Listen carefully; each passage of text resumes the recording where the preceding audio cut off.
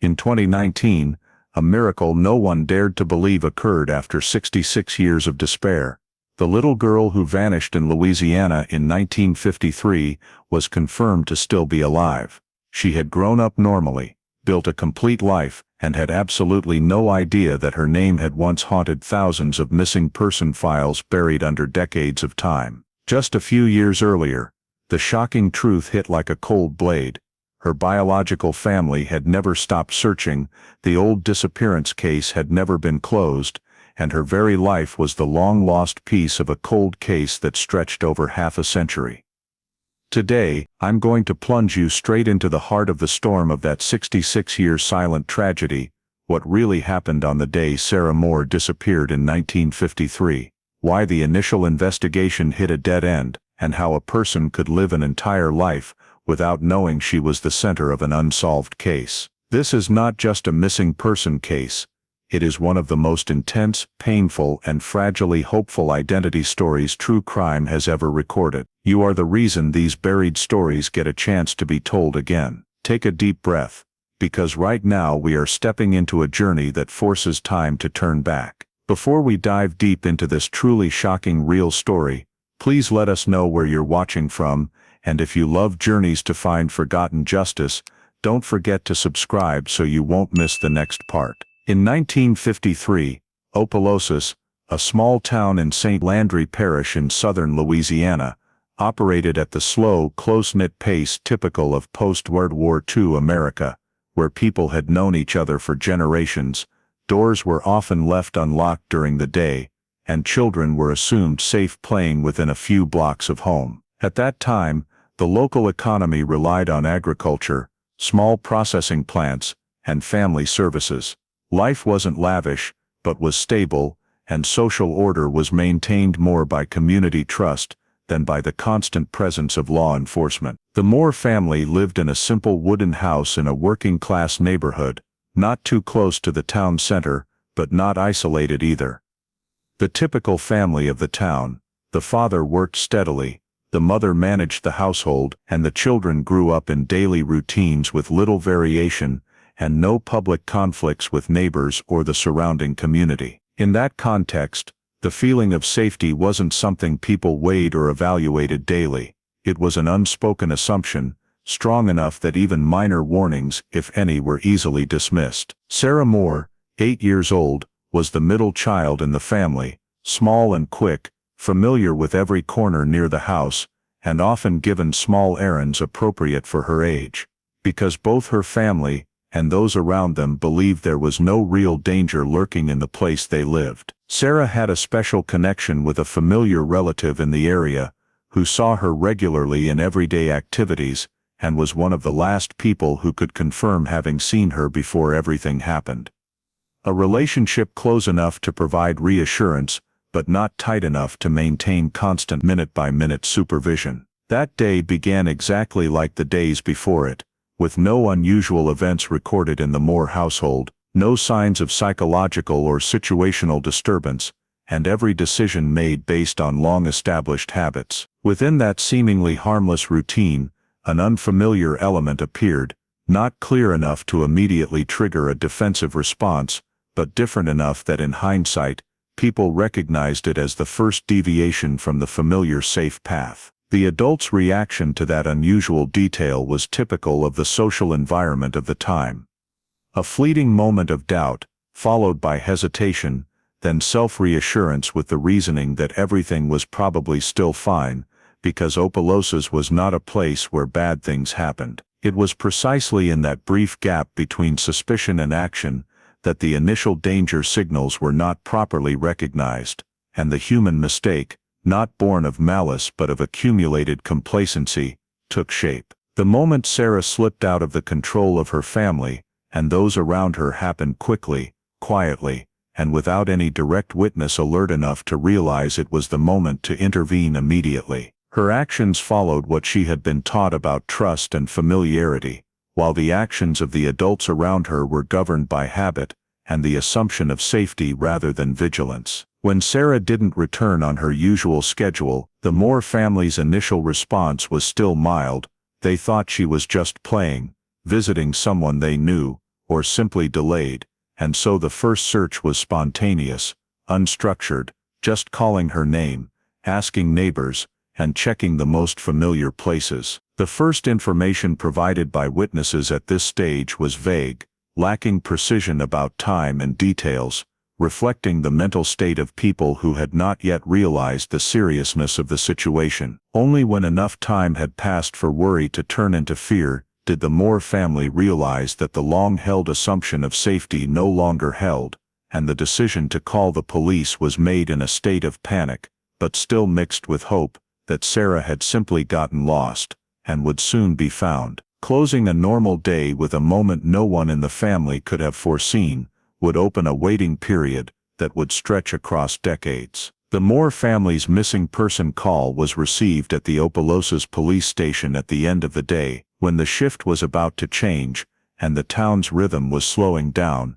causing the initial information to be recorded in a state of both urgency and caution. Because in 1953, cases of children wandering off within the neighborhood were not uncommon, and most were resolved quickly. The dispatcher recorded the basic details: the victim's name, age, family address, last time seen, people present during that time frame, and the surrounding area where she disappeared, while reassuring the family that officers would check immediately, though the initial thinking still leaned heavily toward a temporary misplacement. However, when the first officer arrived at the Moore home and directly spoke with Sarah's parents, the family's panicked emotional state, combined with the complete lack of solid information about where she might have gone, began to shift the initial assessment, because the time elapsed since Sarah was last seen had already passed the point considered safe for an 8-year-old in the area. The determination of the case's emergency status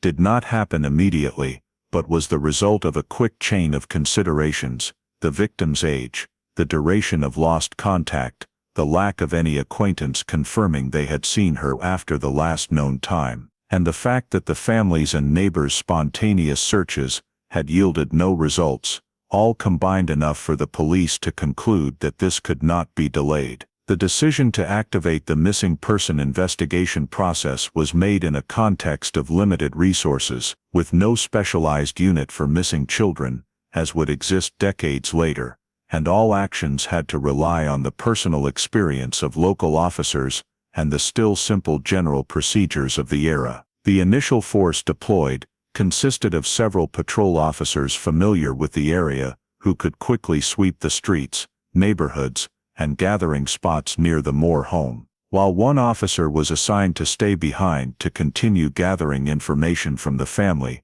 and record details about Sarah's daily habits, relationships, and any factors that might help determine her direction, if this was truly just a case of wandering off. During this process, the concept of last seen began to take clearer shape, as police tried to pinpoint the exact location and time Sarah was last reliably seen, separating speculative accounts from verifiable information, a task far from simple in a small community, where everyone knew each other, and memories were easily supplemented by emotion, rather than accuracy. The last seen area was identified around the streets and spaces Sarah frequently traveled, including the area near the house, familiar routes to neighbors' homes, and activity spots the family believed she might have visited, and from there, police began a more systematic sweep than the earlier spontaneous search, though still limited by the fact that the scene was no longer pristine.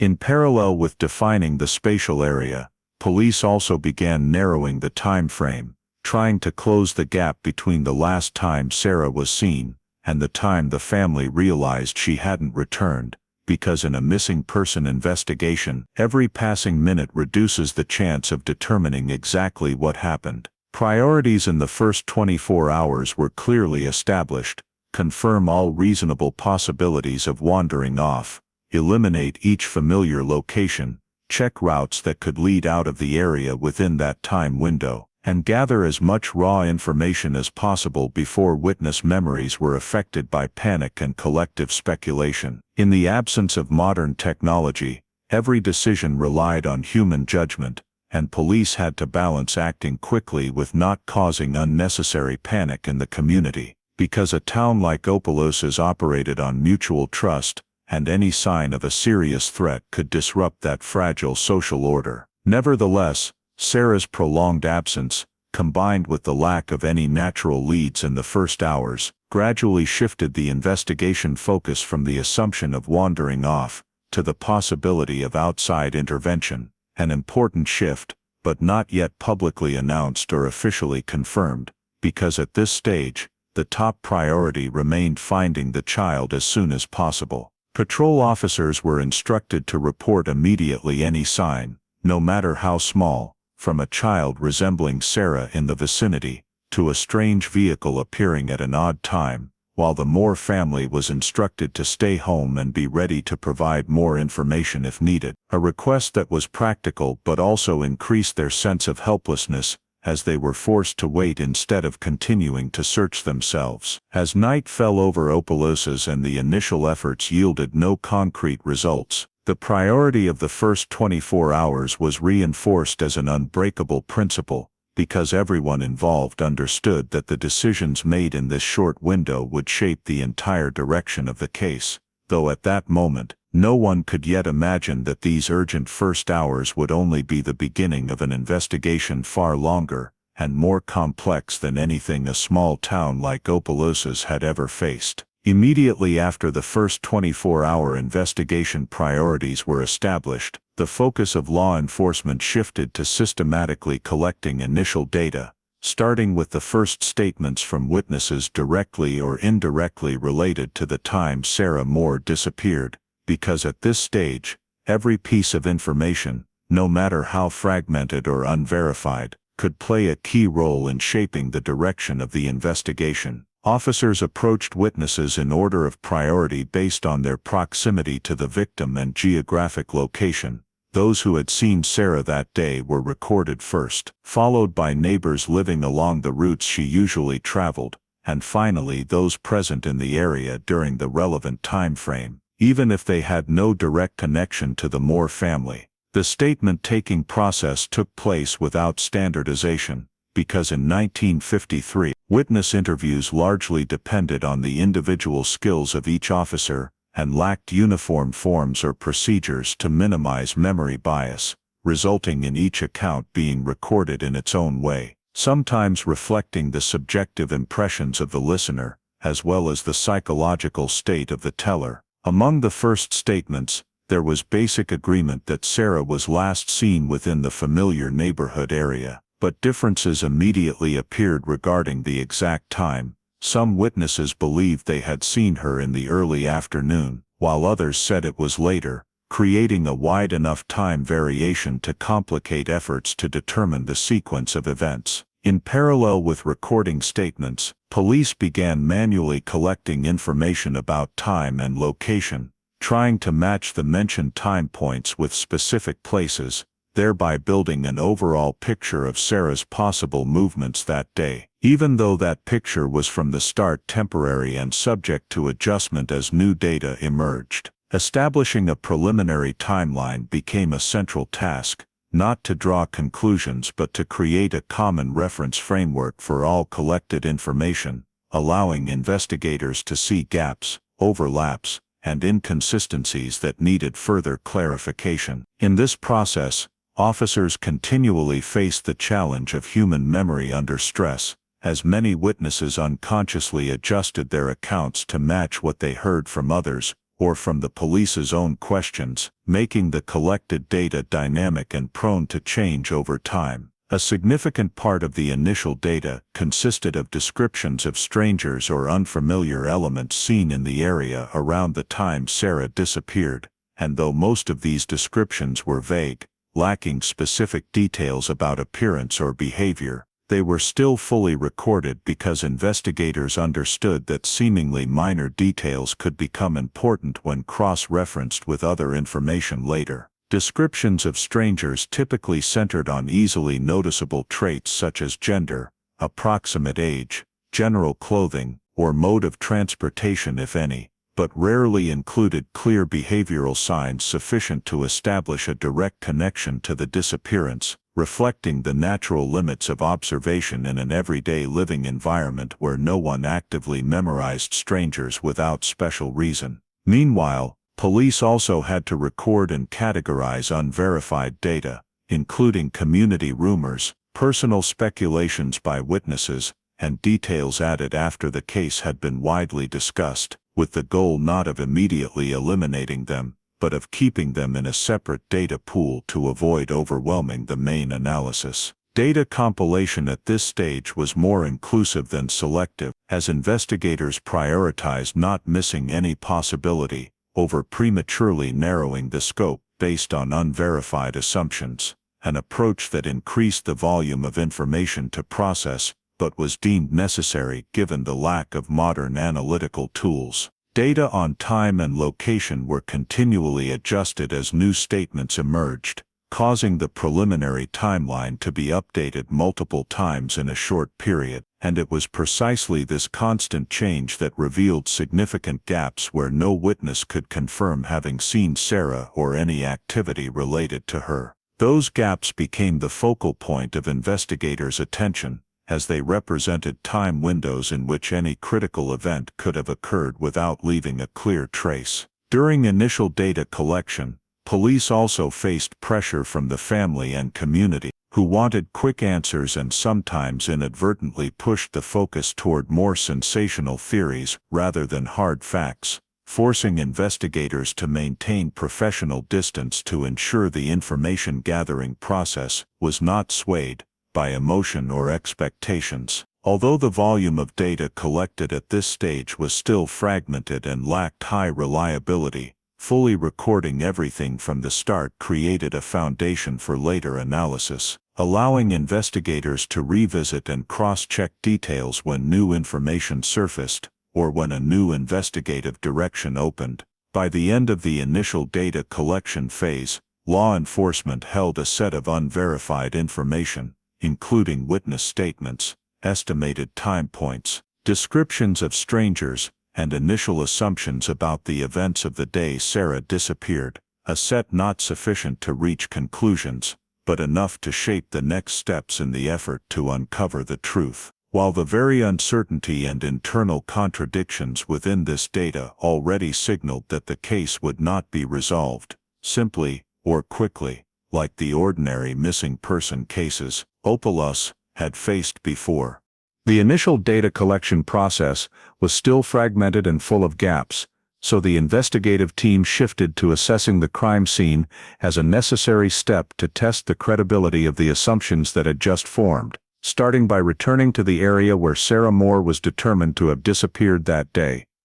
A space originally familiar to the family and community, but now viewed through a technical and professional lens. The examination of the area took place under unfavorable conditions from the outset, because the scene no longer retained its original state due to spontaneous searches by the family, neighbors, and the everyday movement of residents in the neighborhood, making it difficult to distinguish between relevant traces and random impacts. Officers surveyed every point potentially related to Sarah's familiar route, from the front yard, sidewalks, small paths, to areas out of sight, where a child might pause or pass by, with the goal of determining whether any physical signs indicated an abnormal interruption in that space. However, the assessment quickly revealed that the scene had been significantly disturbed, not only by the number of people who had passed through before the police arrived, but also by the fact that none of them were aware they were standing in a space that could become the scene of a serious incident, resulting in footprints, tire tracks, or other signs possibly being covered or distorted. Investigators were forced to confront the reality that most of what could have been collected if the scene had been secured from the beginning was no longer intact, and every technical assessment had to be conducted with extreme caution to avoid over-attributing meaning to details that were no longer reliable. In the process of identifying what traces could and could not be collected, police clearly categorized elements that still held observational value, such as the spatial structure, lines of sight from different positions, distances between key points, and fixed environmental factors unaffected by human activity, while acknowledging that temporary traces such as footprints, fibers, or small objects potentially related to the time of disappearance were almost impossible to recover reliably. This assessment was not merely descriptive, but also served as an adjustment of expectations for the entire investigation, as it set clear limits on what could be proven with physical evidence, and what would have to rely more heavily on witness statements and inference. Officers also had to operate within the professional framework of 1953, when concepts such as strict scene preservation, microscopic analysis, or modern evidence storage were not yet widely applied, and many tools that later investigators would take for granted simply did not exist or were not available at local police departments. These limitations were evident in the approach to the scene, where documentation relied primarily on direct observation and verbal description, lacking support from detailed photography or precise measurement methods, making any future reconstruction of the scene heavily dependent on the memory and notes of those present at the time. In addition, the natural environmental conditions of the area, including weather, terrain, and the level of public space usage, further complicated the assessment effort, as these factors could quickly erase or alter physical signs in a short time. When compiling findings from the scene examination, investigators had to face an unavoidable reality: the scene did not provide sufficiently strong direct evidence to confirm or refute any specific hypothesis about how Sarah disappeared, and instead it only revealed what could not be collected, rather than what could. The technical consequences of this situation for the investigation were very clear, as it forced the authorities to rely more on witness statements and logical analysis rather than physical evidence, a choice that always carried the risk of bias when the input information had already been influenced by time and emotion. At the same time, the lack of physical evidence also reduced the ability to quickly identify a key point that could lead to a breakthrough, forcing investigators to accept a slower and more complex process, where every hypothesis had to be built from many indirect pieces. Crime scene assessment in this context was therefore not only a procedural step, but also an acknowledgement of the insurmountable limitations of the investigation at that time. And this very acknowledgement shaped the way data collected in the earlier phase would be used, not as conclusive proof, but as indicators to be considered in a larger picture. When the crime scene assessment concluded, the investigative team left with a clear understanding that the decisions and actions in the first hours after Sarah's disappearance had left long-term technical consequences, and any effort to clarify the case from that point onward would have to proceed under conditions lacking direct physical evidence, a reality that forced them to adjust strategy and accept that the path to the truth, if it existed, would be neither short nor simple. The crime scene assessment ended with a clear acknowledgement that the technical and procedural limitations of the time had made physical evidence unable to serve as the cornerstone of the investigation, forcing the authorities to shift their entire focus to witness statements as the primary source of data to reconstruct the course of events, a choice made not out of absolute confidence,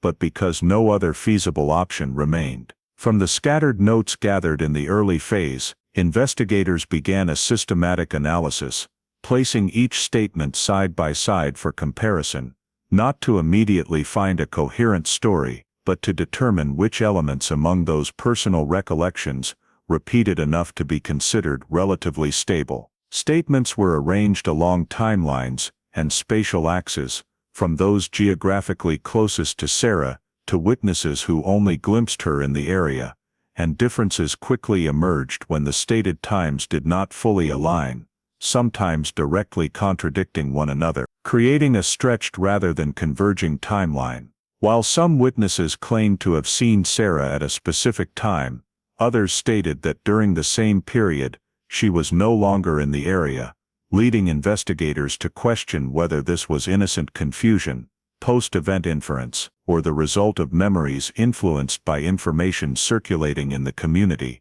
after the disappearance became widely known. Identifying overlapping points, became a critical task, and through multiple rounds of comparison, several basic elements were noted as consistent, including the general area where Sarah was last seen, and the fact that no witness confirmed seeing her leave with a familiar person, or along a clearly established route, details that reinforced the conclusion that her disappearance could not be easily explained by routine activities. However, alongside these overlaps were numerous difficult-to-resolve contradictions, particularly regarding the sequence of events, as witnesses unintentionally placed important details in different time frames, giving rise to multiple possible scenarios, but none strong enough to be prioritized absolutely. Investigators realized that assessing the reliability of each information source was vital, and this process considered not only the content of the statements,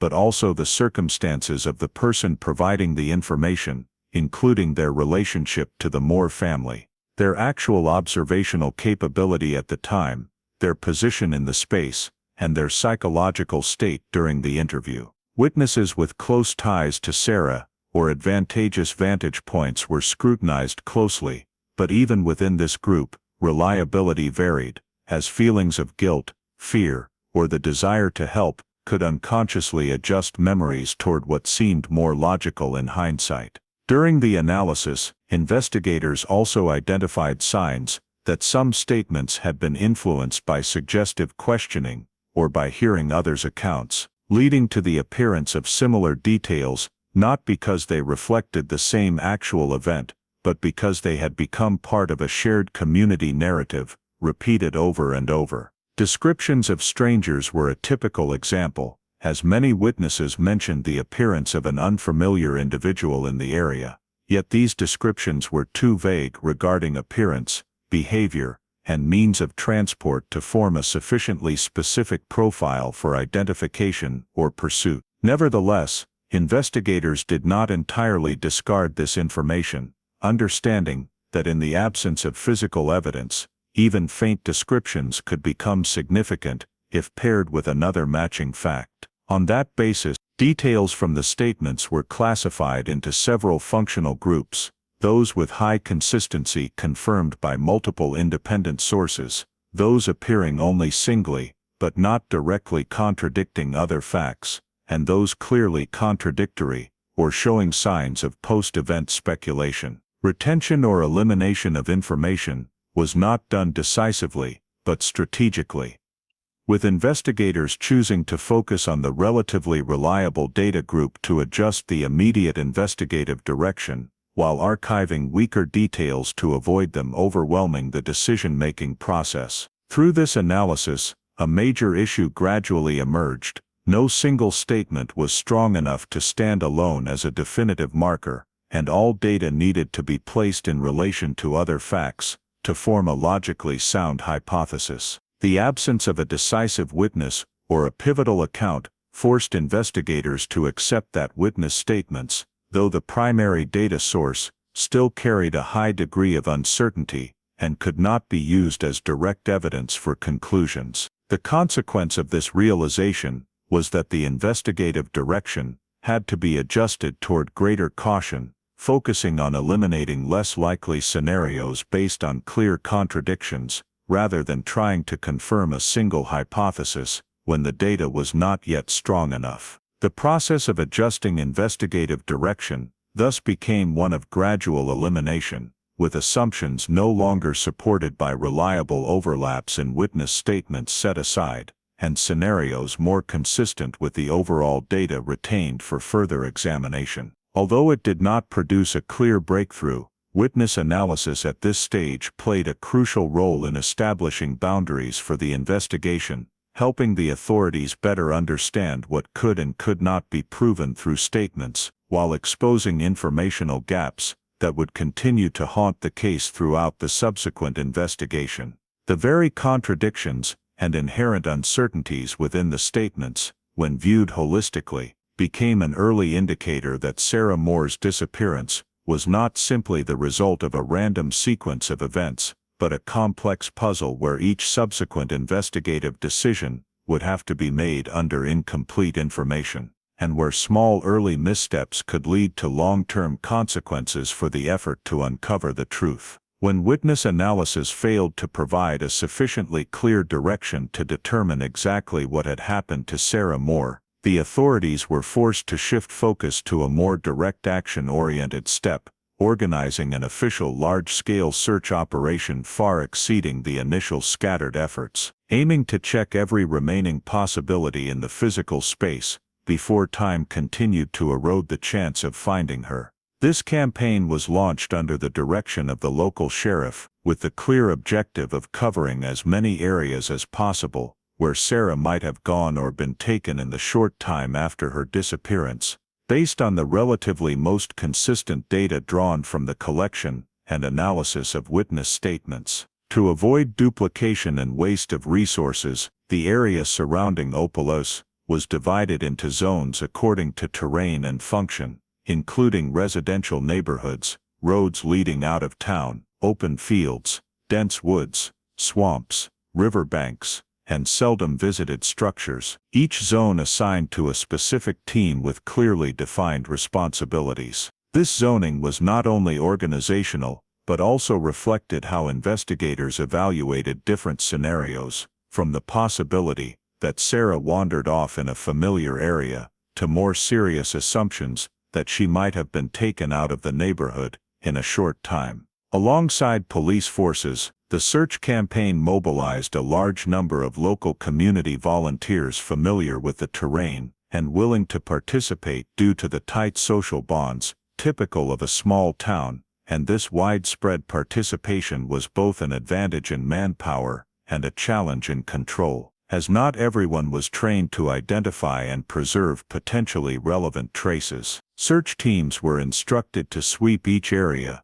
using a linear method, carefully checking places where a child might stop, take shelter, or be hidden from view, while police attempted to maintain oversight to ensure any discovery was systematically recorded. Throughout the search, time became a constant pressure, as each passing hour reduced the likelihood of finding the victim safe and increased the risk that any important signs, if present, would continue to be erased by the environment and human activity. It was in this context that the discovery of several items believed to be related to Sarah elicited mixed reactions among the search teams, as they simultaneously raised hope for a specific clue and raised serious questions about the course of events. These items were found within the designated zones, in locations that were not entirely unexpected, but also not clear enough to immediately establish a direct connection to the moment of Sarah's disappearance,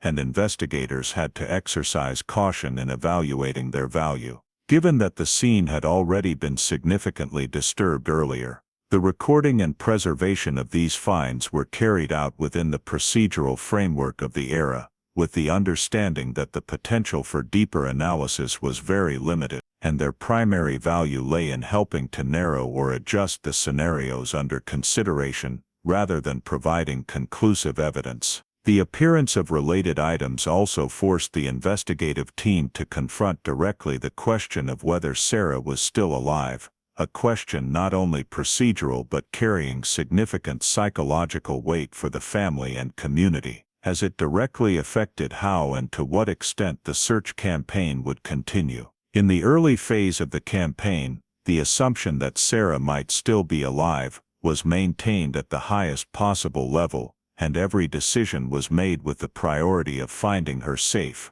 from expanding the search radius to prolonging the mobilization of forces. However, alongside this effort, investigators had to continuously reassess the collected data, weighing the possibility that the signs found might reflect a more serious outcome than initially assumed, and that prolonging the search in an area with diminishing likelihood of results could deplete resources needed for other directions. Assessing the likelihood that the victim was still alive was therefore not an immediate conclusion, but an ongoing process, adjusted with each new discovery and each passing hour without clear results, in which investigators had to balance hope and reality, the desire to find Sarah, and the increasingly evident limits of the physical search. As the wide-scale search continued without yielding a decisive finding, the initial sense of urgency gradually turned into heavy tension, not only for the Moore family,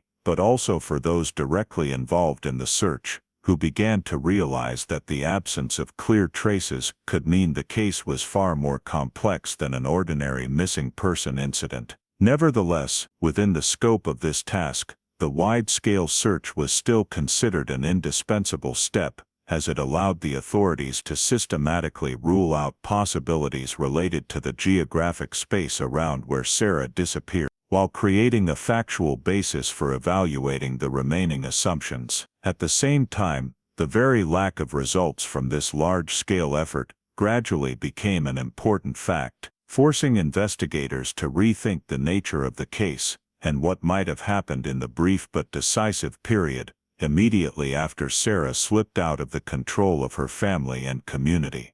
When the large-scale search campaign yielded no decisive results, and the geographic area around where Sarah Moore disappeared was gradually ruled out as a simple explanatory factor, the investigative team was forced to move into a more sensitive phase of the case, narrowing down potential suspects and constructing specific hypotheses to explain the disappearance of a child without leaving any clear traces. This narrowing process did not start from a clear list of suspects, but from the fragmented facts collected in previous sections, including witness statements about the presence of strangers, gaps in the timeline, and anomalies that could not be explained by routine activities. Investigators had to approach this task with extreme caution, as in a small community like Opelousas, casting suspicion on any individual could cause serious social consequences, while also creating backlash against the investigation if those suspicions were not backed by specific evidence. The initial narrowing focused on individuals who were present in the area at the time of Sarah's disappearance,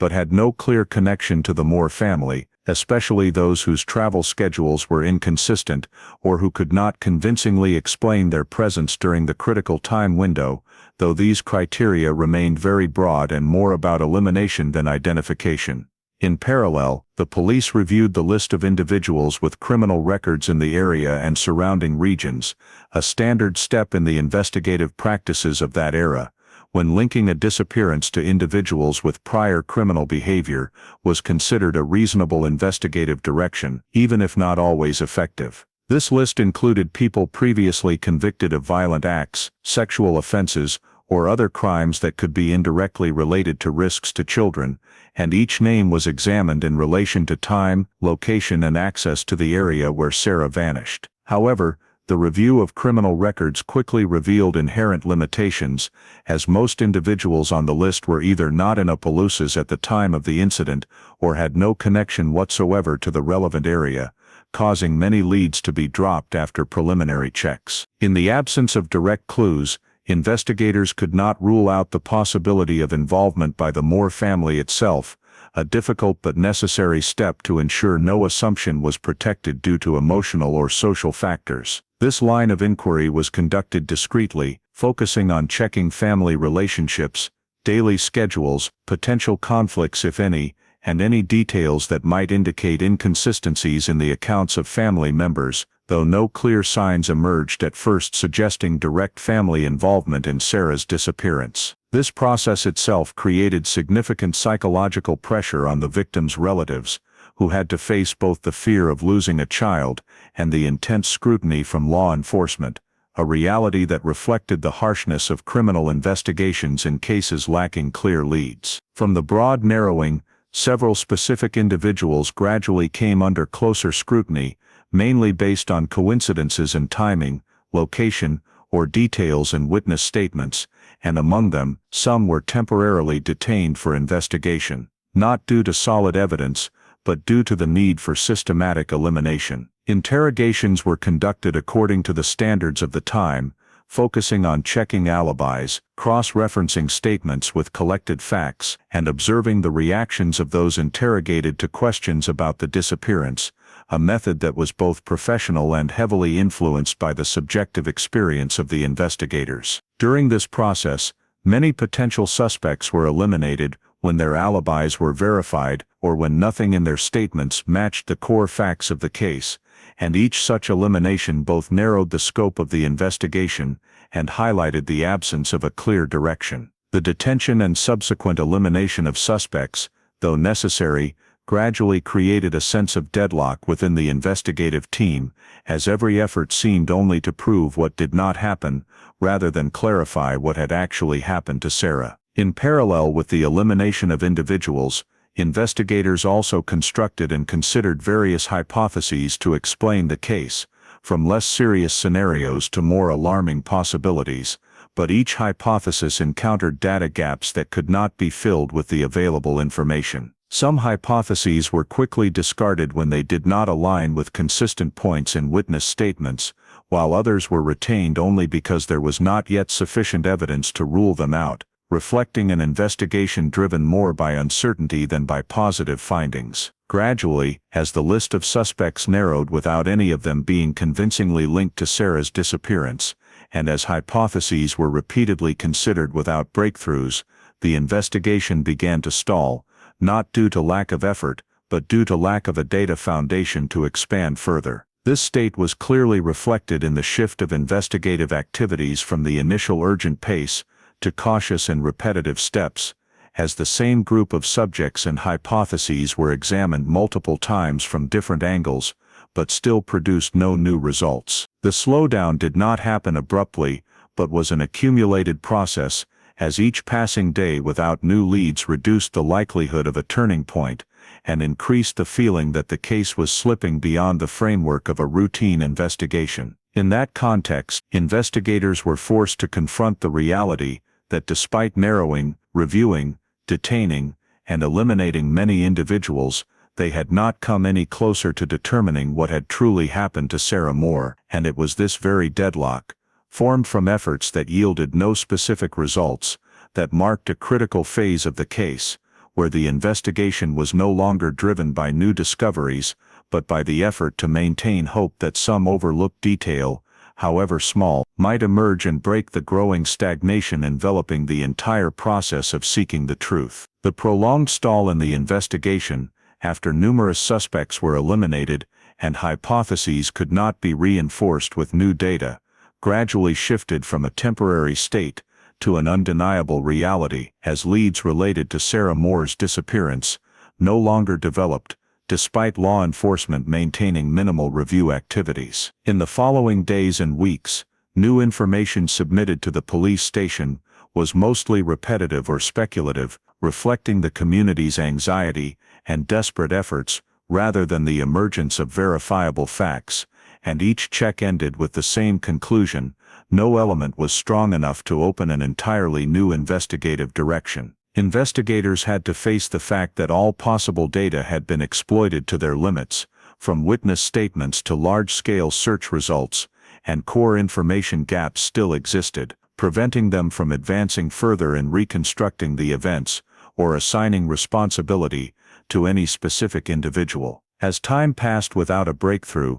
the initial pressure to find answers quickly was gradually replaced by practical considerations about resource allocation, especially in the context of a local police department with limited personnel and budget that also had to handle multiple other cases serving the town's daily security needs. The gradual reduction of investigative resources did not occur as a sudden or formal decision, but as the result of a quiet process. When the number of officers assigned to the case decreased, the frequency of reviewing old hypotheses thinned out, and law enforcement's attention shifted to newly arising cases requiring more immediate response. During this phase, Sarah Moore's disappearance remained in the files as a nominal priority, but in practice, it was no longer driven by active investigative activities, and was mainly maintained in a state of waiting, with the hope that some unexpected information from outside might appear and change the situation.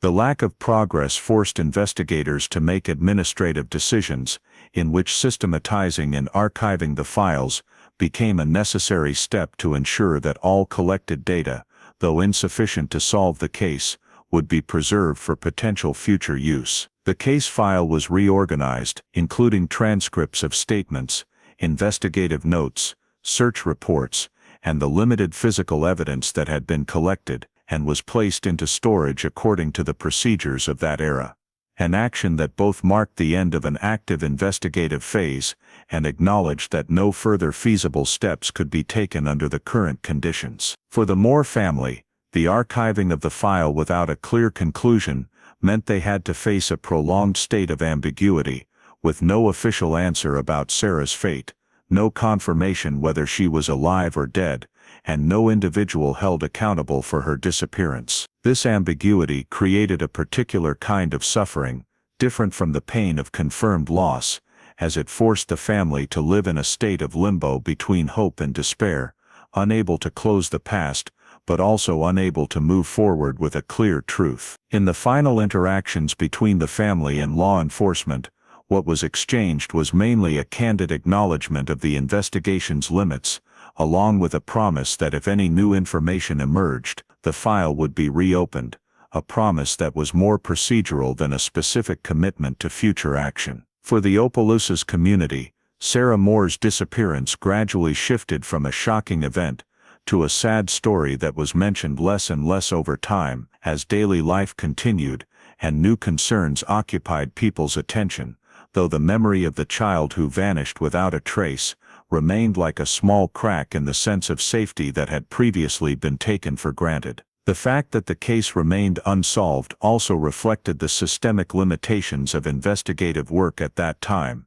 when the lack of technology, lack of linked data, and lack of specialized units made cases without direct evidence easily fall into prolonged deadlock. Over time, Sarah Moore's file was classified among the unsolved cases, existing in the storage as a collection of unanswered questions rather than an ongoing investigative process, and this very state marked the official transition of the case from an urgent search to a true cold case. For the investigators who had participated in the early phase, witnessing the case reach this state carried a sense of incompleteness, because although they had done everything possible within the framework of professional practice and available resources, the final outcome was still the absence of a clear answer, a reality that was hard to accept but could not be changed. The case became a cold case, not because of indifference or abandonment, but because all possible investigative paths had been exhausted at that time,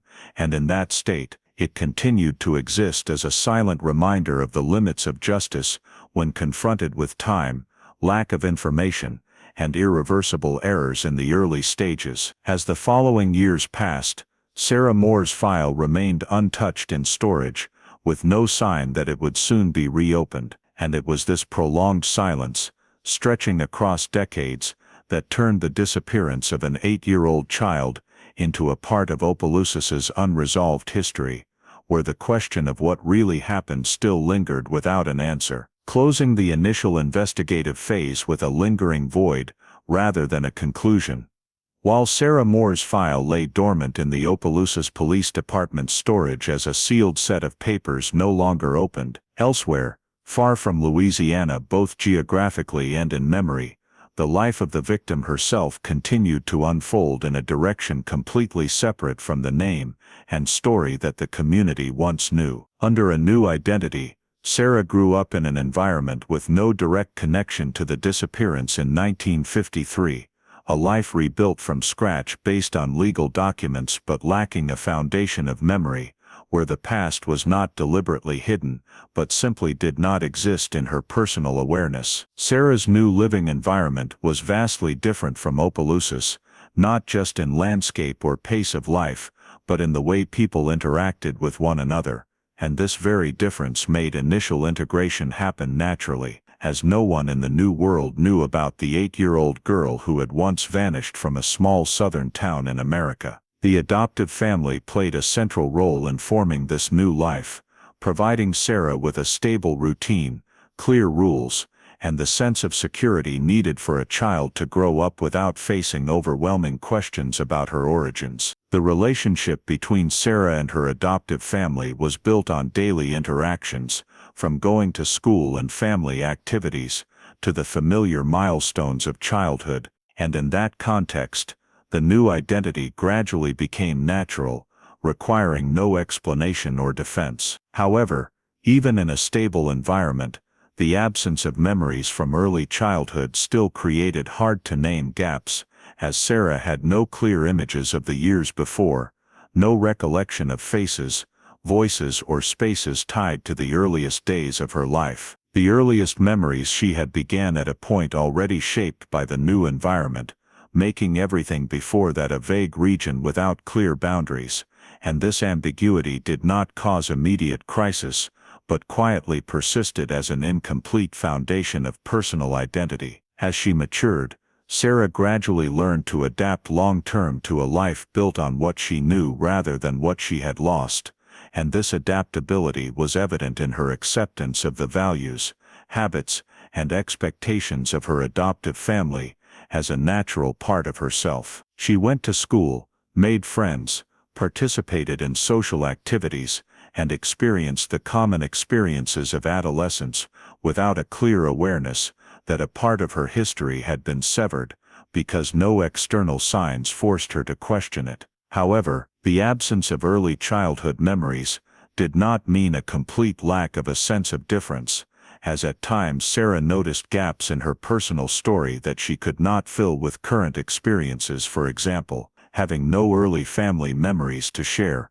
or being unable to fully connect with the childhood stories others around her often told. These feelings were not strong enough to disrupt daily life, but they contributed to a psychological foundation where adaptation came with accepting the unexplainable, a fragile yet enduring balance over time. The adoptive family, though not actively emphasizing or delving into the past before Sarah came to them, remained an important anchor, helping her build a sense of belonging, and their steady presence reduced the need to seek answers about her origins for many years. Sarah's life continued through stages of maturity, with gradual changes, from adolescence to adulthood, with relationships, work and responsibilities formed based on the new identity she carried, an identity strong enough to exist independently without needing comparison to an unknown past. Throughout that time, the lack of early childhood memories was not seen as a problem to be solved,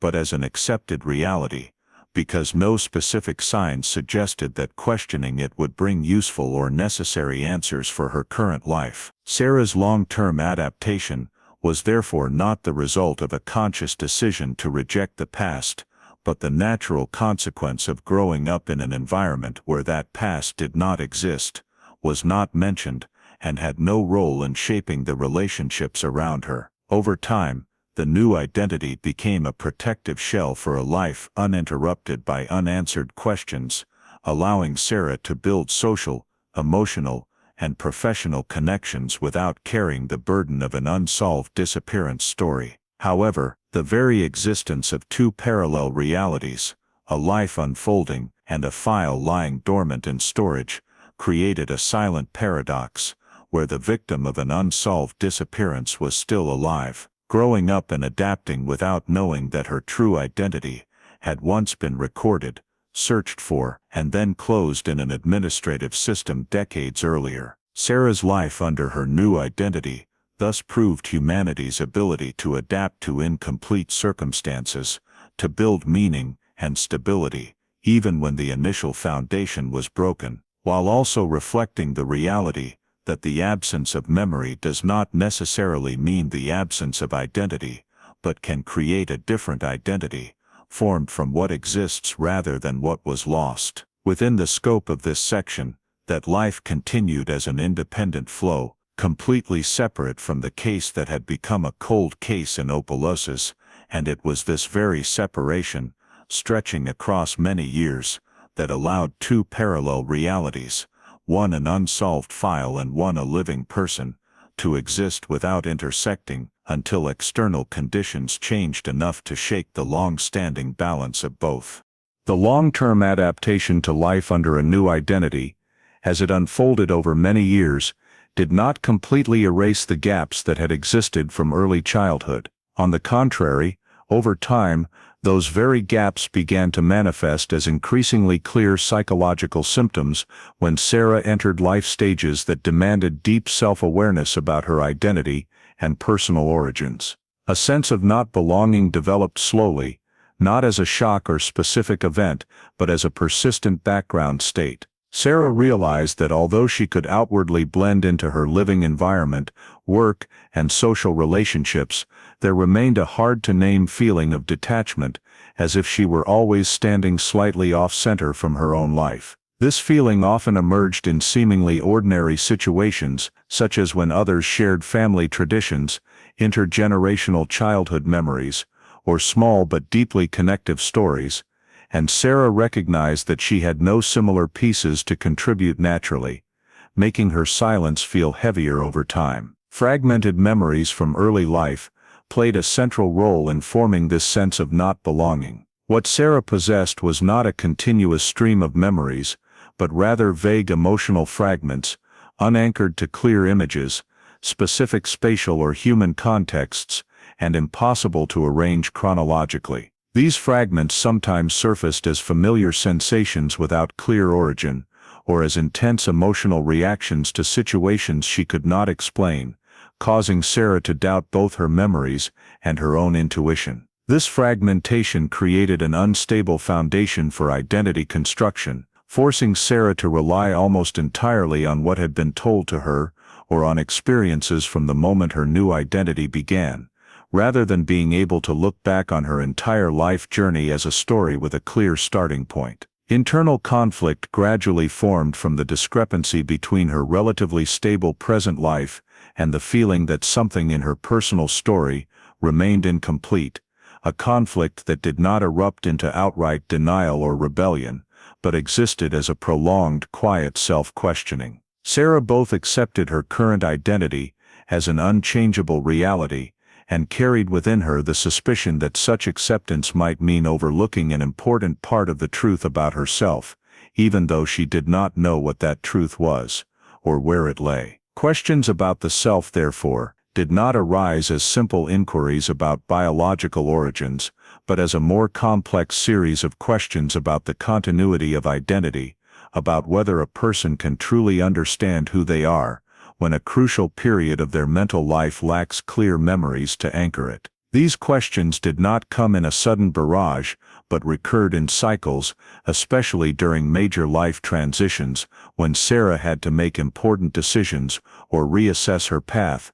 making the feeling of lacking a foundation more evident. Prolonged psychological pressure arose from living with unanswered questions. Every attempt to find consistency in her personal story only revealed new gaps, forcing Sarah to continually adjust her understanding of herself to maintain inner stability. This pressure did not manifest in intense crises or extreme behavior, but through accumulated mental fatigue, a constant vigilance against external questions, and a tendency to tightly control what she shared about herself, to avoid confronting the deficiencies she herself could not explain. In personal relationships, the manifestations of this identity crisis often appeared as excessive reticence in talking about the past, not because there was anything to hide, but because Sarah lacked a complete story to tell, leading to the feeling that she always offered only a shortened, less substantial version of herself. This sometimes created an invisible distance between her and those closest to her,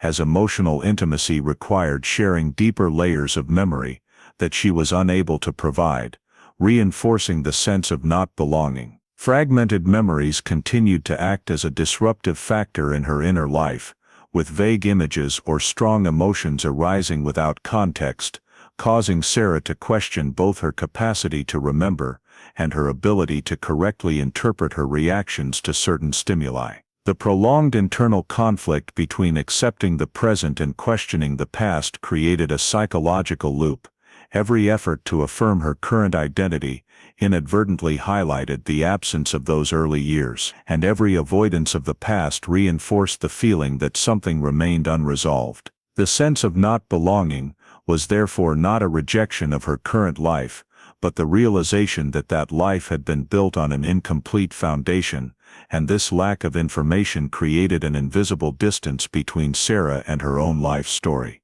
Prolonged psychological pressure also manifested in the enormous mental energy Sarah had to invest to maintain balance, as questions about herself were continually pushed aside rather than resolved, turning the maintenance of inner stability into an active process rather than a natural state. Over time, these manifestations of identity crisis ceased to be fleeting feelings and gradually became part of the structure of her mental life, coexisting alongside the outwardly stable surface of daily life and quietly shaping how Sarah viewed herself, her relationships, and her place in the world. Within the scope of this section, the identity crisis did not erupt into a specific event, but developed as a continuous undercurrent, strong enough to influence the entirety of Sarah's experience of life, yet not yet reaching the point where she had to confront it head-on, leaving a prolonged latent tension in which unanswered questions continued to exist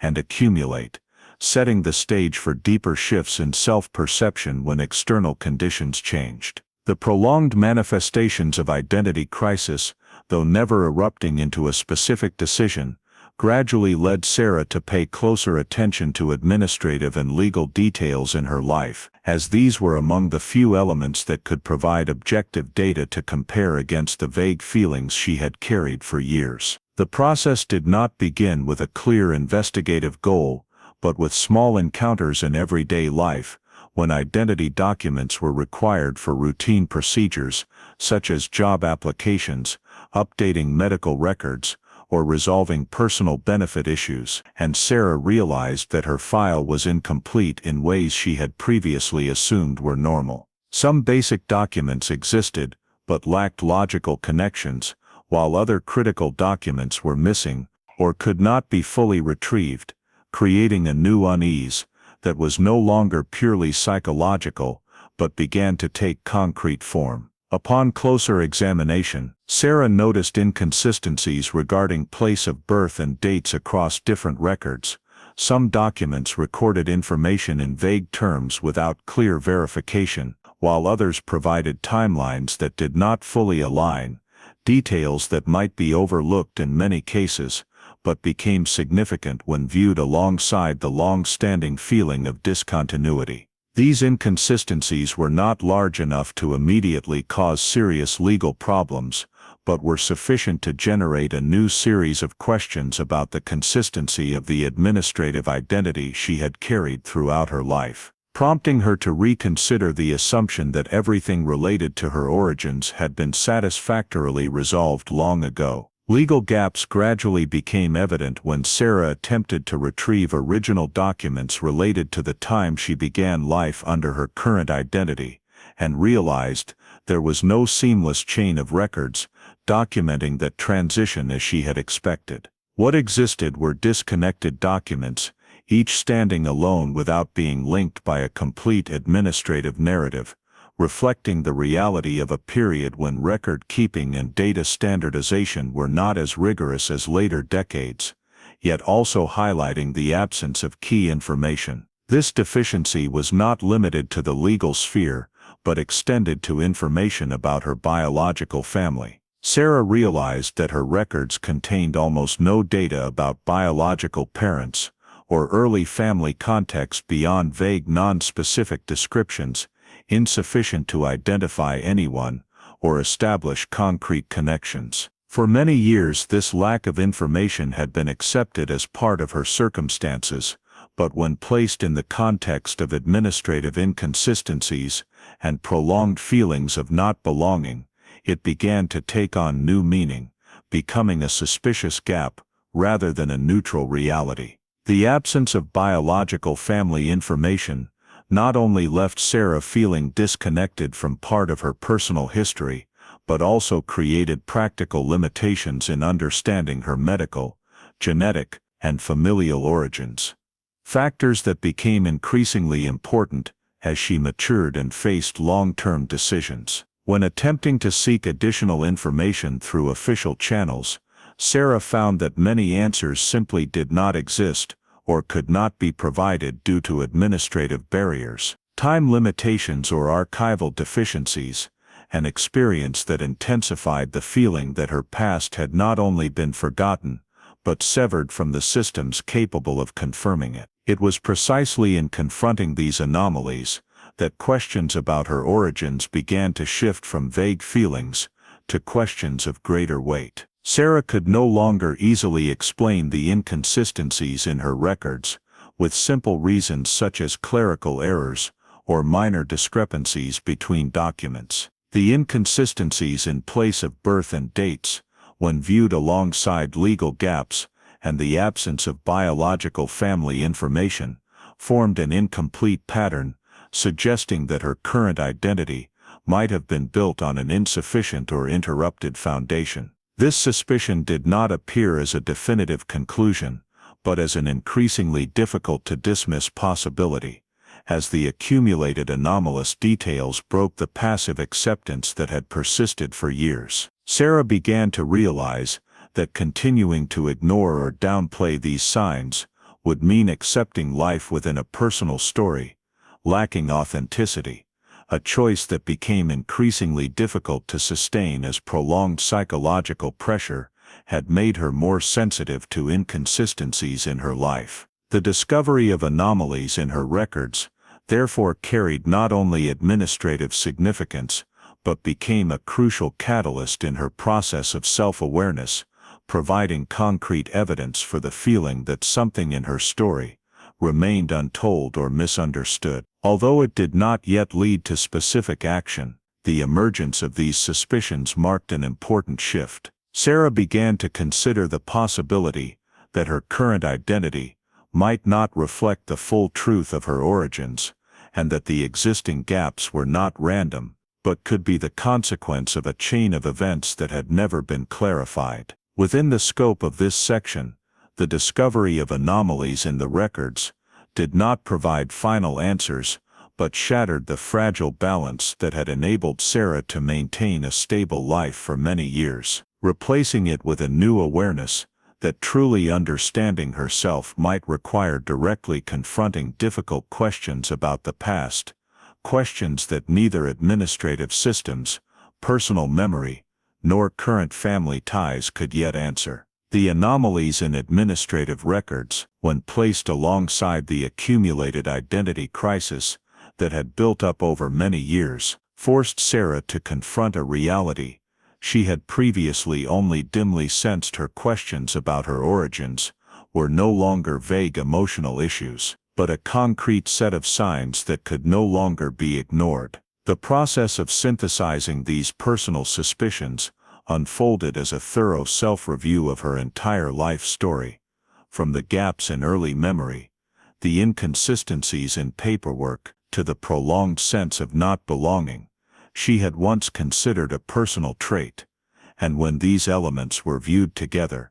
they formed a picture indicating a high likelihood that her current identity did not fully reflect the truth of her origins. Sarah began to seriously consider the possibility that her identity might have been lost or altered under circumstances beyond her control, not as an extreme hypothesis, but as the most reasonable explanation for the contradictions in her records and personal experience. This evaluation did not occur in panic or haste, but with careful deliberation, as Sarah attempted to distinguish between realistic possibilities and purely emotional speculation, in order to avoid leading herself to unfounded conclusions. Acknowledging the possibility of a lost identity meant re-examining the assumptions that had once helped her maintain psychological stability, and this shift in awareness created new pressure. Sarah realized that continuing to live with unanswered questions might cause more long-term harm than facing the truth, however complex or painful it might be. As her personal suspicions became clearer, Sarah understood that searching for answers on her own was insufficient, because the gaps in records and memory exceeded what an individual could resolve alone, especially when they involved administrative systems, historical archives, and events that might have occurred decades earlier. From this realization, seeking external support became a necessary step, not as an impulsive action, but as a strategic decision to access resources, knowledge, and tools she did not possess. Sarah began researching organizations, support groups, and communities specializing in helping people with doubts about their origins or lost identities, realizing that her experience was not entirely unique, and that established pathways existed to systematically pursue the truth. Engaging with these resources not only provided practical information about the steps to take, but also reduced her sense of isolation, as she discovered that questions about identity and origins were issues many others faced, and that methods had been developed to address them. During this process, Sarah gradually became aware of modern tracing tools, particularly those based on biological data and large databases, which could connect fragmented pieces of information that traditional administrative systems could not link. The idea that identity and origins could be clarified through scientific tools, rather than relying solely on documents and memory, opened a new, more practical possibility, compared to previous administrative searches that had repeatedly reached dead ends. However, accessing these tools also came with serious psychological and ethical considerations, as Sarah understood that any results could profoundly change how she viewed herself, her adoptive family, and her entire life story. For this reason, the decision to move forward was not made immediately, but formed through a prolonged process of deliberation, in which Sarah had to confront difficult questions about her own motivations, her readiness to accept the truth, and the potential consequences for existing relationships if her suspicions were confirmed. As she increasingly felt that inaction would perpetuate prolonged uncertainty, Sarah began preparing for the first concrete step in her identity search, focusing on collecting and organizing the information she already had as a foundation for using modern tracing tools. This preparation included reviewing her entire personal file, documenting the inconsistencies and gaps discovered, and clearly identifying the key questions she hoped science could help answer. In this context, preparing for DNA testing gradually emerged as a logical and unavoidable step, not as an act of curiosity, but as a pivotal tool capable of providing objective data to test the hypotheses that had formed. This decision marked a crucial turning point, shifting the identity search from an internal process of self-questioning to a structured, evidence-based, scientific process, while placing Sarah in an active role in seeking the truth about herself. Although no results were yet known at this point, the decision to prepare for DNA testing had already transformed the nature of the journey Sarah was embarking on, opening the possibility that questions existing for decades could for the first time be matched against concrete data, rather than remaining untouchable gaps. Within the scope of this section, the decision to search for identity was not presented as a dramatic moment, but as the inevitable outcome of a long accumulation of suspicions, psychological pressures, and administrative discoveries. As Sarah realized that facing the truth, whatever it might lead to, was the only way to end the state of suspension between acceptance and doubt that had shaped her inner life for many years. The decision to prepare for a DNA test, after a long and deliberate process of consideration, quickly shifted from intention to concrete action when Sarah realized that this was the first tool capable of providing objective data, independent of the fragmented memories and incomplete administrative records she had faced for many years. The consumer DNA test was not undertaken impulsively or out of mere curiosity, but was approached as a technical step in a structured identity search process where every decision was tied to the goal of clarifying biological origins rather than seeking emotional validation. Sarah followed the sample collection procedure exactly as instructed, understanding that the results would not only reflect simple genetic relationships, but also open the possibility of connecting to a vast network of data, where information from millions of individuals is cross-referenced to identify matches that traditional methods could not detect. During the waiting period for the results, Sarah's psychological state was one of both anticipation and caution, as she was fully aware that a DNA test did not guarantee clear answers, and in many cases only opened new questions instead of closing old ones. When the results arrived, the first thing that appeared was not a name or a specific identity, but distant cousin matches, individuals with a degree of genetic similarity sufficient to confirm blood relationships at varying levels, but not close enough to immediately identify direct origins. Nonetheless, the existence of these matches held significant meaning,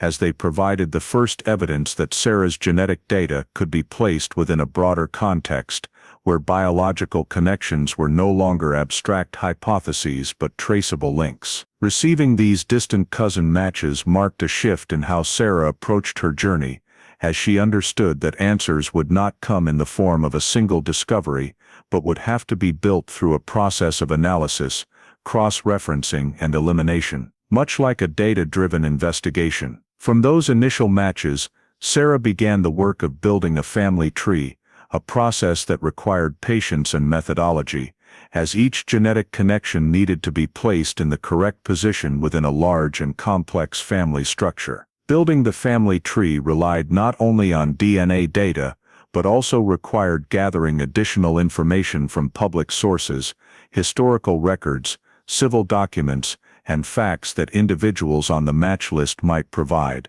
in order to identify family branches, generations, and their relationships. During this process, Sarah realized that although DNA data is scientific and objective, it still needed to be interpreted within a specific social and historical context, because genetic connections only become meaningful when linked to time, place, and the life stories of real people. As the family tree gradually took shape, certain patterns began to emerge, showing that Sarah's distant cousin matches tended to cluster around specific family lines and geographic areas, a particularly important detail in narrowing the search for origins. Geographic clustering became a critical analytical step, as Sarah and those assisting her recognized that the distribution of matches was not random, but reflected histories of migration, marriage, and settlement across generations. The recurring geographic areas began to stand out as focal points,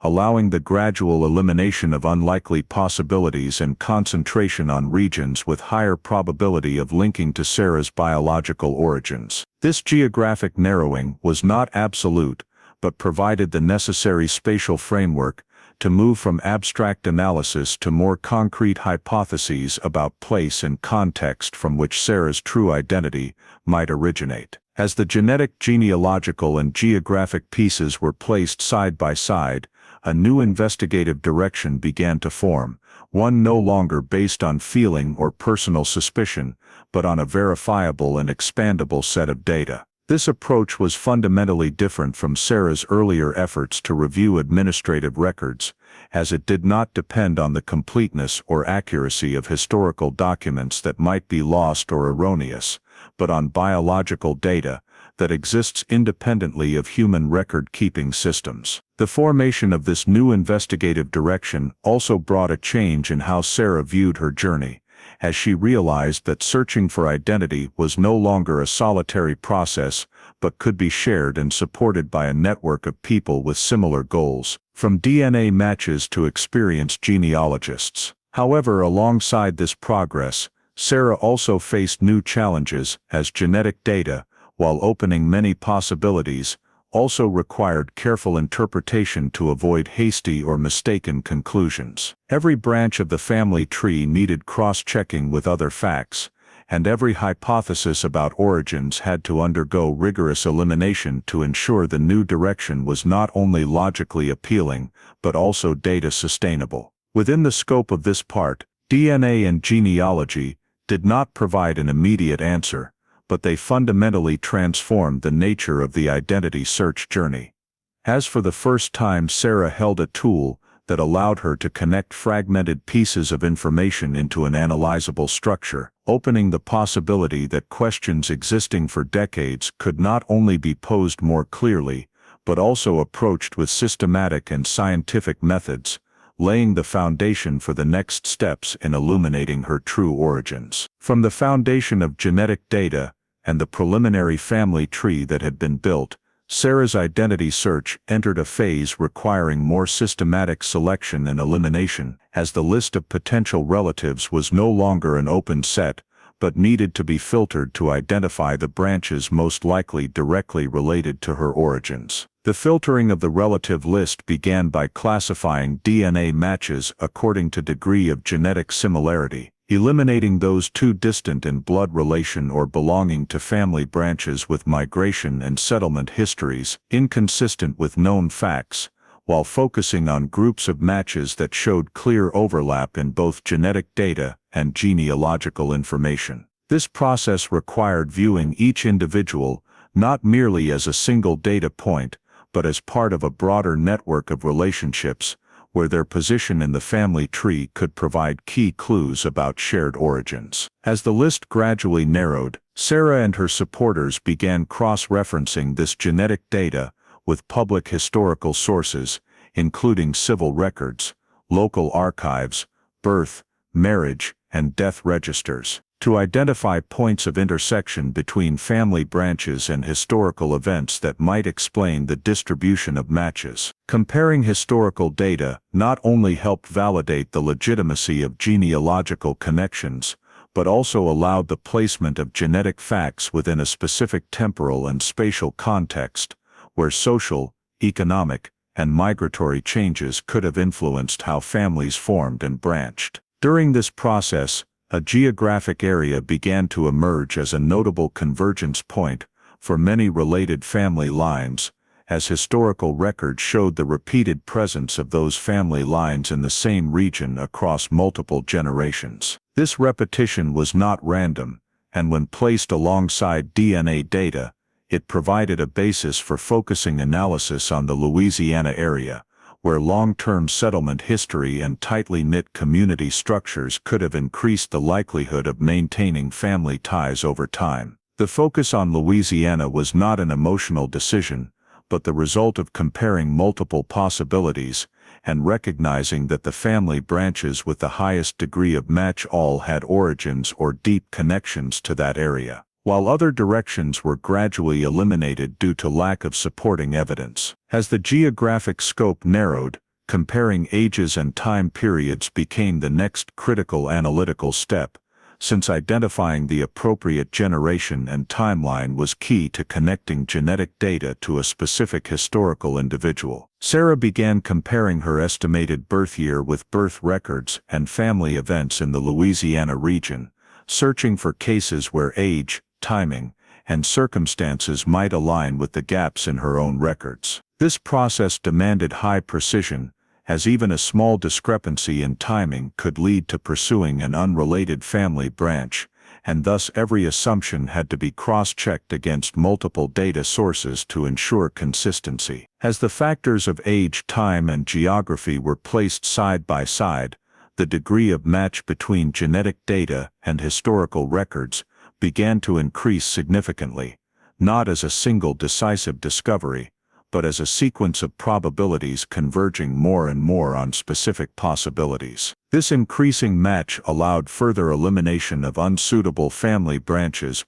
while strengthening the assumption that Sarah's origins could be found within a much narrower range than she had initially imagined. In this phase, the process of narrowing the family line was no longer merely data processing but became a complex logical problem, where each new piece of information had to be weighed in relation to the entire structure already built, to avoid hasty conclusions based on superficial coincidence. The increasing match also came with growing confidence in the current direction, as Sarah realized that her initial doubts about identity were no longer isolated, but supported by an increasingly tight network of data connecting genetics, history, and geography. However, alongside this progress, She was also fully aware that narrowing the family line meant moving closer to answers that could profoundly change how she viewed her life, and thus every step needed to be taken with maximum caution to ensure any conclusion was based on a solid foundation. Within the scope of this part, narrowing the family line did not yield a specific identity or clear name, but it transformed the identity search from an indefinitely expanding process into a directed one, where the number of possibilities was reduced, and the pieces began to fit together in a verifiable way, creating a clearer point of convergence between genetic data and personal history, and laying the groundwork for the next steps in illuminating Sarah's true origins. When the process of narrowing the family line had brought the search scope to an increasingly specific geographic area and time frame, the genetic and historical facts began to intersect in a way that forced Sarah to confront, for the first time, the possibility that her personal story might match an officially recorded case from the past, rather than existing merely as a series of disconnected administrative gaps. It was in that context that the discovery of a corresponding missing person record did not occur as a sudden event, but as the natural outcome of an increasingly detailed data cross-referencing process. When a record of a child who went missing in Louisiana in the early 1950s began to emerge as a notable point of coincidence within the set of information Sarah was analyzing. This record was not immediately considered the answer, but it bore basic characteristics that matched surprisingly well with what had been established from genetic and genealogical data, compelling Sarah to give it serious attention in order to assess its actual relevance. The comparison of basic facts between the missing person record and Sarah's personal information was conducted cautiously, starting with the least speculative elements such as age, sex, and timing of the incident, as these were the facts most likely to have been accurately recorded in historical documents. When these elements were placed side by side, the initial degree of match was high enough to rule out pure coincidence, but still insufficient to confirm any conclusion, requiring Sarah to dig deeper into more specific details. Checking overlap in time and location became the next analytical step, as Sarah compared the recorded date of disappearance with the gaps and contradictions in her own administrative paperwork,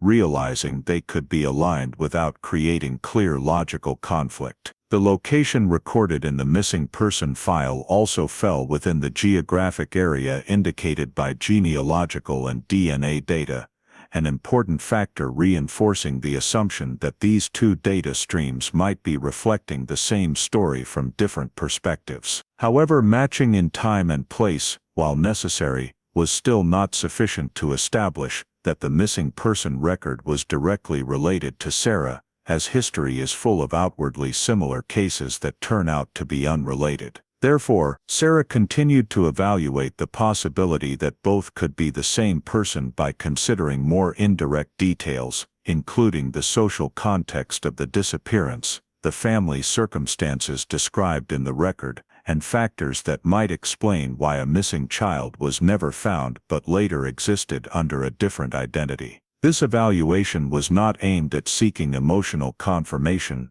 but focused on determining whether a logical sequence of events could connect the missing person record to the life Sarah had lived, without relying on overly distant assumptions or unrealistic scenarios. As these factors were placed side by side, a logical scenario began to take shape, in which the recorded disappearance could have led to an identity change within the administrative and social context of that era, where record-keeping was not rigorous and oversight mechanisms were limited. Even so, Sarah remained fully aware that forming a plausible scenario did not mean it was the truth, and that any conclusion would need independent verification before it could be accepted. This awareness led her to approach the issue with the necessary restraint, avoiding attaching personal emotion to the emerging hypothesis, even though the increasing degree of match could easily lead to expectation. When evaluating the possibility that the missing person record and her current identity might belong to the same person, Sarah recognized that the next step no longer lay within the realm of personal analysis or public data,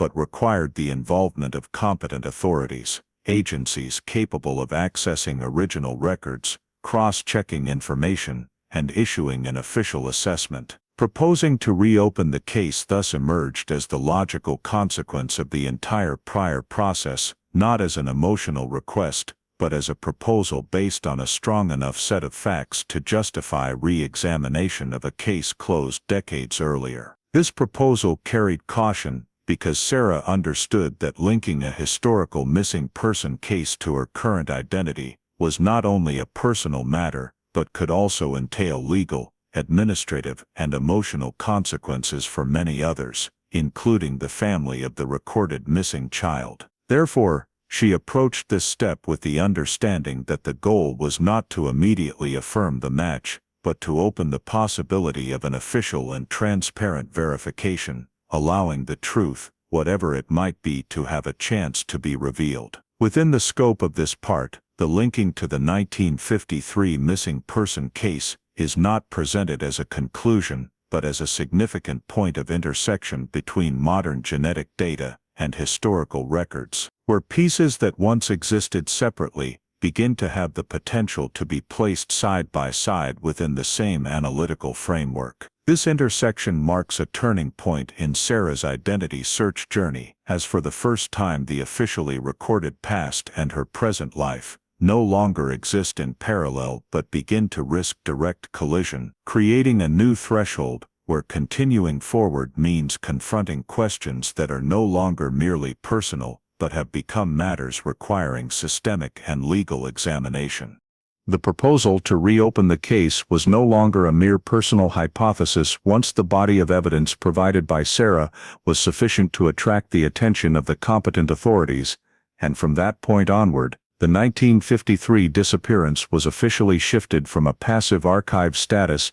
to a structured review process under the jurisdiction of the dedicated Cold Case Unit. The Cold Case Unit took on the case as the central authority, not only because of the decades-long time gap, but also because of the case's unique nature, where modern genetic data emerged as an entirely new factor compared to the original investigation context. The intake process did not begin as a full-scale restart, but rather with a preliminary assessment of the credibility of the new information to determine whether it provided sufficient grounds to justify allocating investigative resources. When the genetic, genealogical, and historical evidence was presented systematically, the Cold Case Unit recognized that this was not a speculative request, but a verifiable body of information strong enough to raise serious questions about whether the 1953 disappearance might have ended in a completely different manner than previously assumed. The first step in the reopening process was comparing Sarah's DNA with data related to the original 1953 file,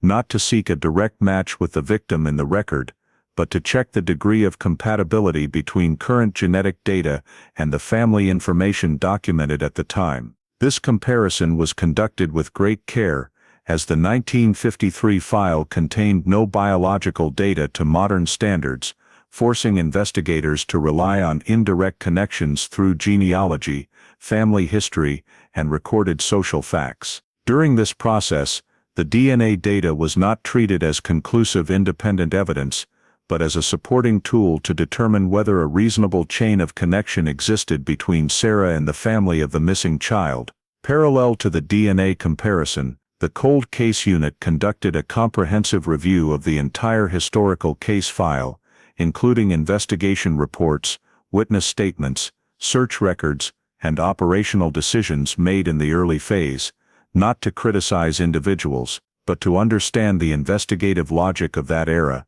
and identify points where information may have been overlooked or incompletely interpreted. The review of historical statements revealed that many details once deemed insignificant or too vague had not been pursued to the end, partly due to operational limitations and partly due to time and resource pressures, and when re-examined in the context of modern data, these details began to carry new significance. Investigators realized that some inconsistencies in witness statements, previously attributed to faulty memory, might reflect actual gaps in reconstructing the sequence of events, especially in timeframes without direct witnesses. Identifying past investigative errors was not about assigning blame, but a necessary step to understand why the case had stalled, and more importantly, to avoid repeating those limitations in the reopening process. The identified mistakes were not always wrong actions, but often reasonable decisions in their original context that produced long-term consequences due to the lack of mechanisms for later adjustment or supplementation of data. One key point identified was the lack of crime scene preservation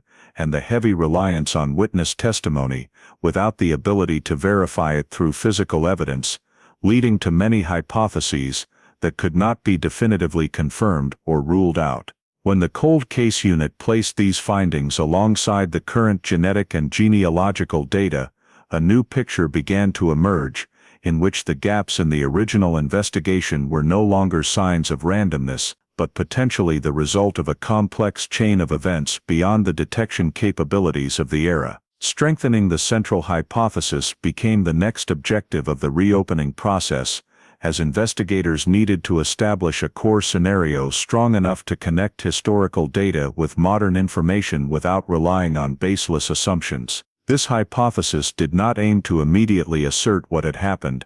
but to create an analytical framework that allowed systematic testing of each element, from family connections and social context, to the possibility of identity change during a historical period, with many administrative gaps. In this process, Sarah was no longer an isolated individual searching for answers, but became part of an official investigative process, where her personal data was integrated into the file as a valuable lead, while also imposing legal and ethical responsibilities on the participating agencies. Reopening the cold case file was therefore not merely the revival of an old case, but the intersection of two investigative systems from two different eras, where modern technology had to work alongside incomplete historical documents to uncover the truth buried by time. Within the scope of this section, the reopening process did not deliver a final conclusion, but it re-established the case as an actively investigated entity, where hypotheses were reinforced by new data and the limitations of the past were clearly identified, creating a stronger foundation for continuing to clarify the connection between the 1953 disappearance and Sarah's current identity, while the very act of reopening completely changed the case's status from a closed file to an open question capable of being answered after decades of silence. From the moment the central hypothesis was solidified and the case was officially reopened under the cold case investigation framework, the entire process of seeking the truth entered a decisive phase, in which all inferences, comparisons, and logical possibilities had to be verified by the single method with absolute legal value: official DNA testing under the supervision of competent authorities. The execution of legal DNA testing was no longer a voluntary personal matter, as in the previous stage, but followed standardized procedures to ensure objectivity, accuracy, and the usability of results in related administrative and legal proceedings. Biological samples were collected under strict regulations, with a full chain of custody to eliminate any possibility of error, mix-up or later dispute, reflecting the level of caution required when a result could close a case that had existed for more than half a century. Alongside Sarah's sample, reference samples were collected from individuals in the family line identified through the prior genealogy process, individuals with a sufficiently close blood relation to the family of the child, who disappeared in 1953, to allow direct comparison. The selection of reference subjects was not based on intuition or convenience, but on scientific analysis of the degree of genetic match required to produce a legally valid conclusion, ensuring that the final result was not only scientifically correct, but also able to withstand any legal scrutiny. While awaiting the results, the investigation entered a special state, with all necessary data collected and analyzed, yet the final conclusion remained suspended, creating a heavy silence, not only for Sarah, but also for the investigators, who understood that this was the final intersection between past and present. When the official legal DNA test results were returned,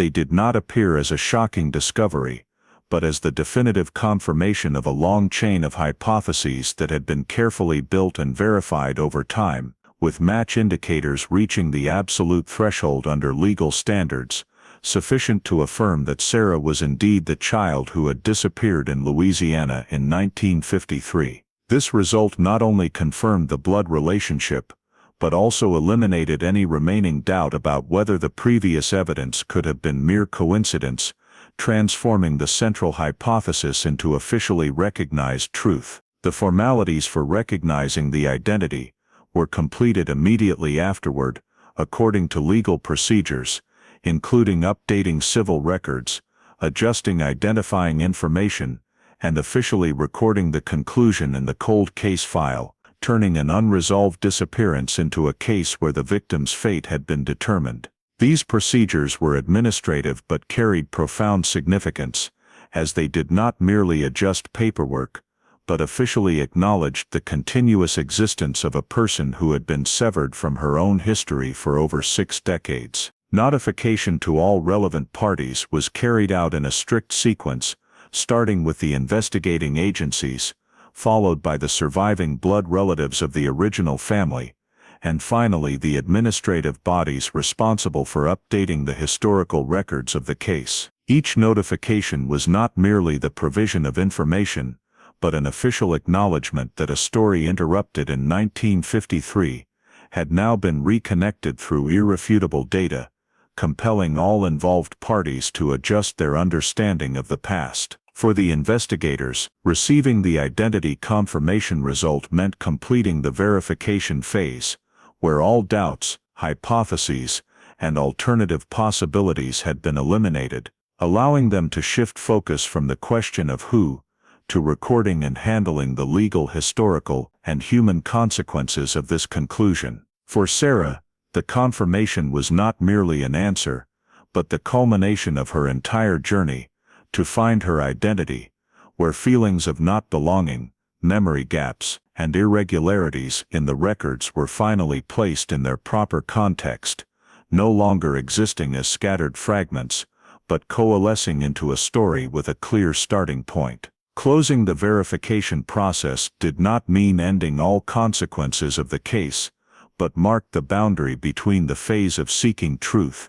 and the phase of living with that truth, with all the emotional, social, and personal repercussions that accompany it. Within the scope of the investigation, identity confirmation was the final step to move the case from a state of doubt to a state of conclusion, allowing the cold case file to be updated with complete and accurate information, while releasing investigators from the task of searching for an unidentified identity. However, closing the verification did not equate to closing the human dimension, because from this point onward, the questions no longer revolved around who Sarah was, but shifted to how she would face that truth, and how the involved parties would receive a conclusion that came more than 60 years late. Within the scope of this section, the identity confirmation process was completed fully and legally, placing a period at the end of the scientific and administrative investigation phase, while opening a new reality, where the past was no longer a hypothesis, but an officially recognized truth, compelling all involved to move on to another chapter of the story, where knowing who one is was no longer the goal, but the starting point for deeper movements in personal and collective life. After Sarah's identity was officially and legally confirmed, the subsequent process no longer belonged purely to the realm of investigation or administration,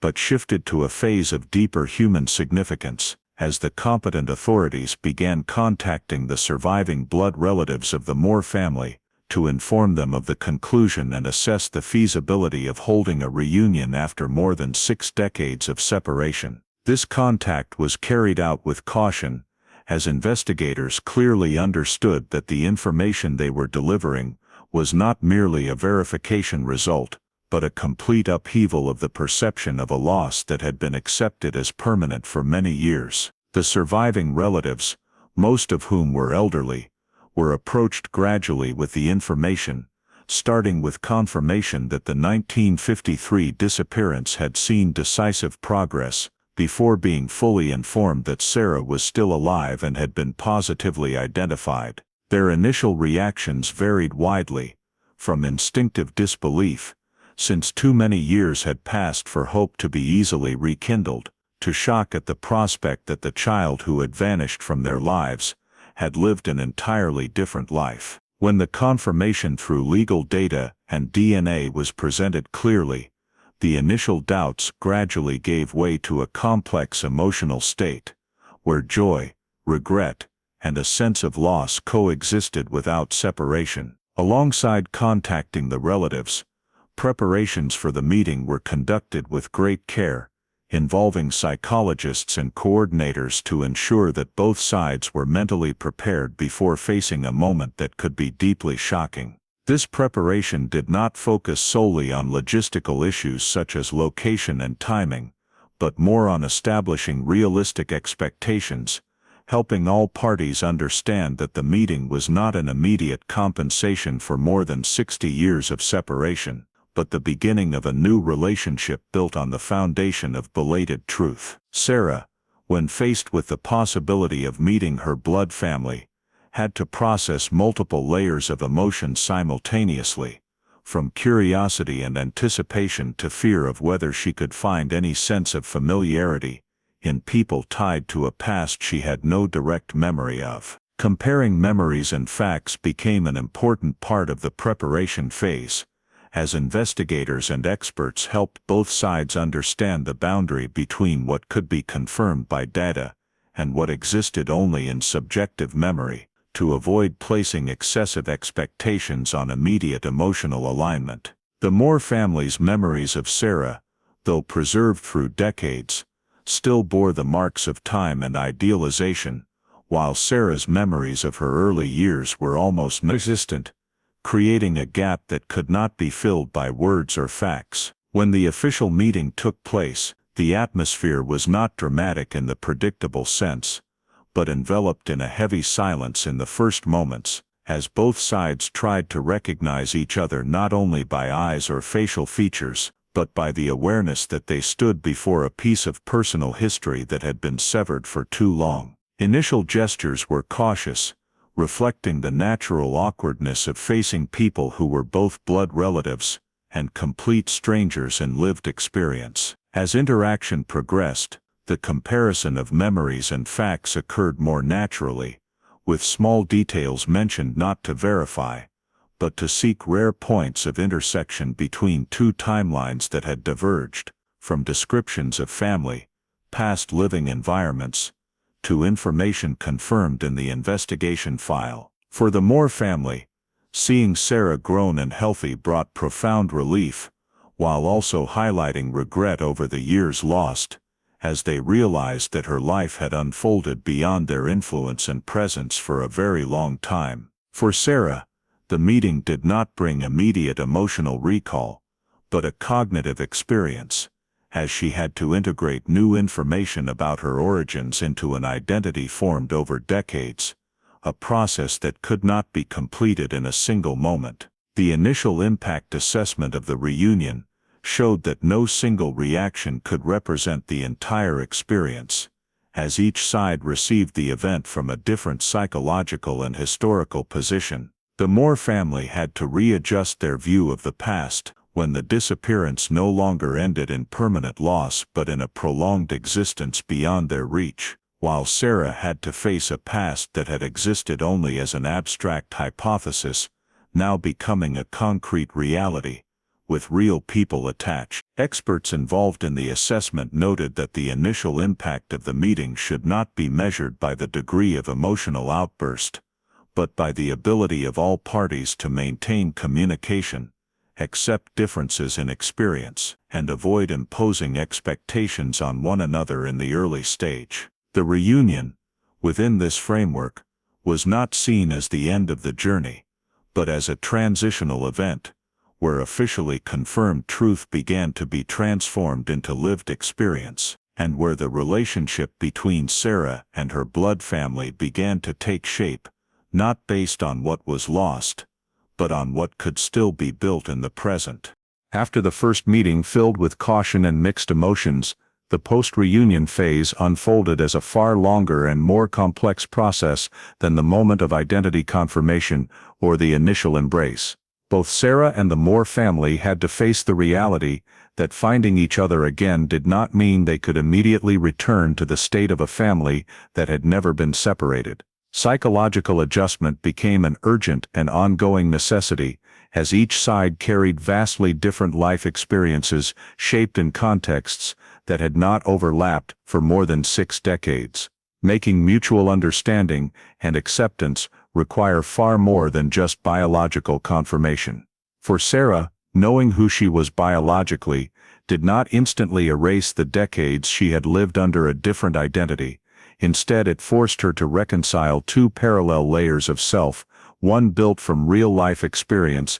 and one restored from historical facts and blood ties. The time gap became a powerful factor, dominating every subsequent interaction, not merely the number of more than 60 years, but the distance of unshared memories, mismatched life milestones, and family roles that had been filled or left vacant in irreversible ways. The Moore family had to confront the reality that the image of Sarah they had preserved for decades existed only as a frozen memory from when she was 8 years old. While the person standing before them had lived an entire adult life with values, habits, and relationships unconnected to them. Identity conflicts emerged gradually, not through direct arguments, but through subtle differences in how each side understood their own roles. When the biological family unconsciously expected a compensatory bond, while Sarah needed space to process the shift in self-perception without collapsing the structure of her current life. These conflicts were not confrontational,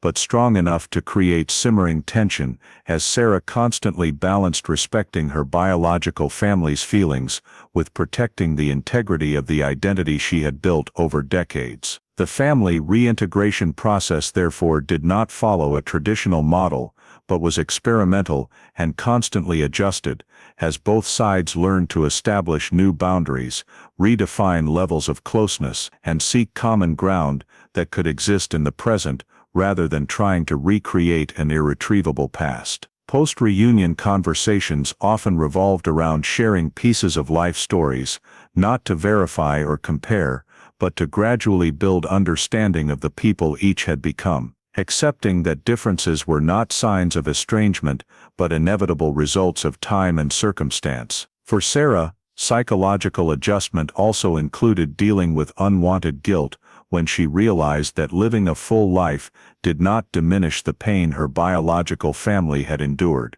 and that her past happiness could coexist with their loss without needing to be denied. The time gap also made rebuilding the relationship a slow process, since neither side was at a life stage that allowed sudden changes, and every step forward required careful consideration to avoid further harming existing relationships. The Moore family, after the initial emotional surge, had to face the fact that they could not demand a central role in Sarah's life, but needed to learn to accept a new position where connection was built on mutual consent and respect, rather than obligation or traditional expectations. Sarah's identity conflict was also reflected in how she defined herself in different social contexts, when using her name, sharing her personal story, and explaining family relationships became conscious decisions rather than natural reflexes. This process required Sarah to constantly adjust how she presented herself, staying truthful to the newly confirmed reality while preserving the psychological stability that had helped her survive and thrive for decades. Family reintegration, therefore, was not measured by emotional closeness in the short term, but by the ability to maintain steady presence, respect boundaries, and allow the relationship to develop at its own pace. Long-term adaptation became a more realistic goal than any idealized reunion concept, as both Sarah and the Moore family realized that what mattered was not compensating for what was lost, but building a new form of connection that could sustainably exist in the present. This adaptation process included accepting that some gaps would never be filled, that some memories would forever belong to only one side, and that the wholeness of the relationship did not depend on erasing those differences, but on living with them in a healthy way. In the post-reunion phase, both sides had to learn to live with a confirmed, but not fully integrated truth, where identity, family, and past were no longer linear concepts, but overlapping layers that needed time to sort out. It was precisely in the slow, imperfect nature of this process that the true meaning of finding each other gradually emerged, not as a perfect ending, but as a long-term adjustment where each side learned to exist in a new, more complex, yet more honest reality of their entire journey. As the post-reunion phase gradually shifted from processing personal emotions to a more stable state, the focus of the investigating authorities once again turned to the aspect of the case that had never truly been resolved. The question of the perpetrator and criminal responsibility related to Sarah Moore's disappearance in 1953, a question that existed alongside the reunion journey, but had never had the conditions to be fully examined. The review of old suspects was restarted as a logical step now that the case file had been reopened and the victim's identity confirmed, allowing investigators to revisit historical data in light of new insights into the case's progression and the social context of the time. The list of suspects considered in the original investigation was re-evaluated, not to seek an immediate breakthrough, but to determine whether previous decisions to exclude them still held under the current context. However, this process quickly revealed serious limitations. Most old suspects had either passed away or lacked sufficient data to verify their whereabouts or actions at the time of the incident, making criminal prosecution unlikely from the outset. Alongside the suspect review, investigators assessed remaining evidence, including physical items collected in the early phase, witness statements, and investigation notes, to determine whether any element could be reanalyzed with modern technology. In reality, most physical evidence had either been lost or not preserved to standards that allowed reanalysis after decades, reflecting the unavoidable limitations of investigative work in 1953. The surviving evidence was mostly documentary in nature, and while it provided important historical context, it was insufficient to support a new criminal prosecution under current legal standards. During this evaluation, investigators also had to confront the statute of limitations, a decisive legal factor affecting the possibility of continuing the investigation criminally. The laws in effect at the time of the incident, and subsequent amendments, were carefully examined to determine whether any applicable charges still fell within the time limit, and the result showed that most prosecution possibilities were severely restricted by the passage of time. Checking the statute of limitations was not merely a legal formality, but a practical assessment of whether the justice system still had appropriate tools to handle this case in the traditional way. Another factor considered was the likelihood that the perpetrator had died, an assumption that gained increasing weight after more than 60 years, with most individuals once considered now deceased or unable to participate in any legal process. This determination was not speculative, but based on demographic data, death records, and historical information, showing that even if the perpetrator's identity could be confirmed, direct criminal accountability was virtually impossible. These legal limitations thus dominated the entire perpetrator investigation phase, as investigators had to acknowledge that their goal was no longer to bring someone to justice in the traditional sense, but to clarify historical truth within the bounds of current law. This required a shift in approach, from seeking evidence for prosecution to compiling data to construct the most reasonable picture of what might have happened, even if it could not lead to specific legal consequences. In this process, reviewing old suspects did not yield a definitively identified perpetrator, but it clarified the limitations and biases of the original investigation, particularly in assessing risk and recognizing abnormal behavior in the social context of the 1950s. The evaluation of remaining evidence also showed that many investigative opportunities were missed, not due to negligence, but due to the lack of tools and knowledge that only later generations would have, a reality that made assigning blame inappropriate in the current context. Facing these legal limits, investigators were forced to clearly define the scope they could reach,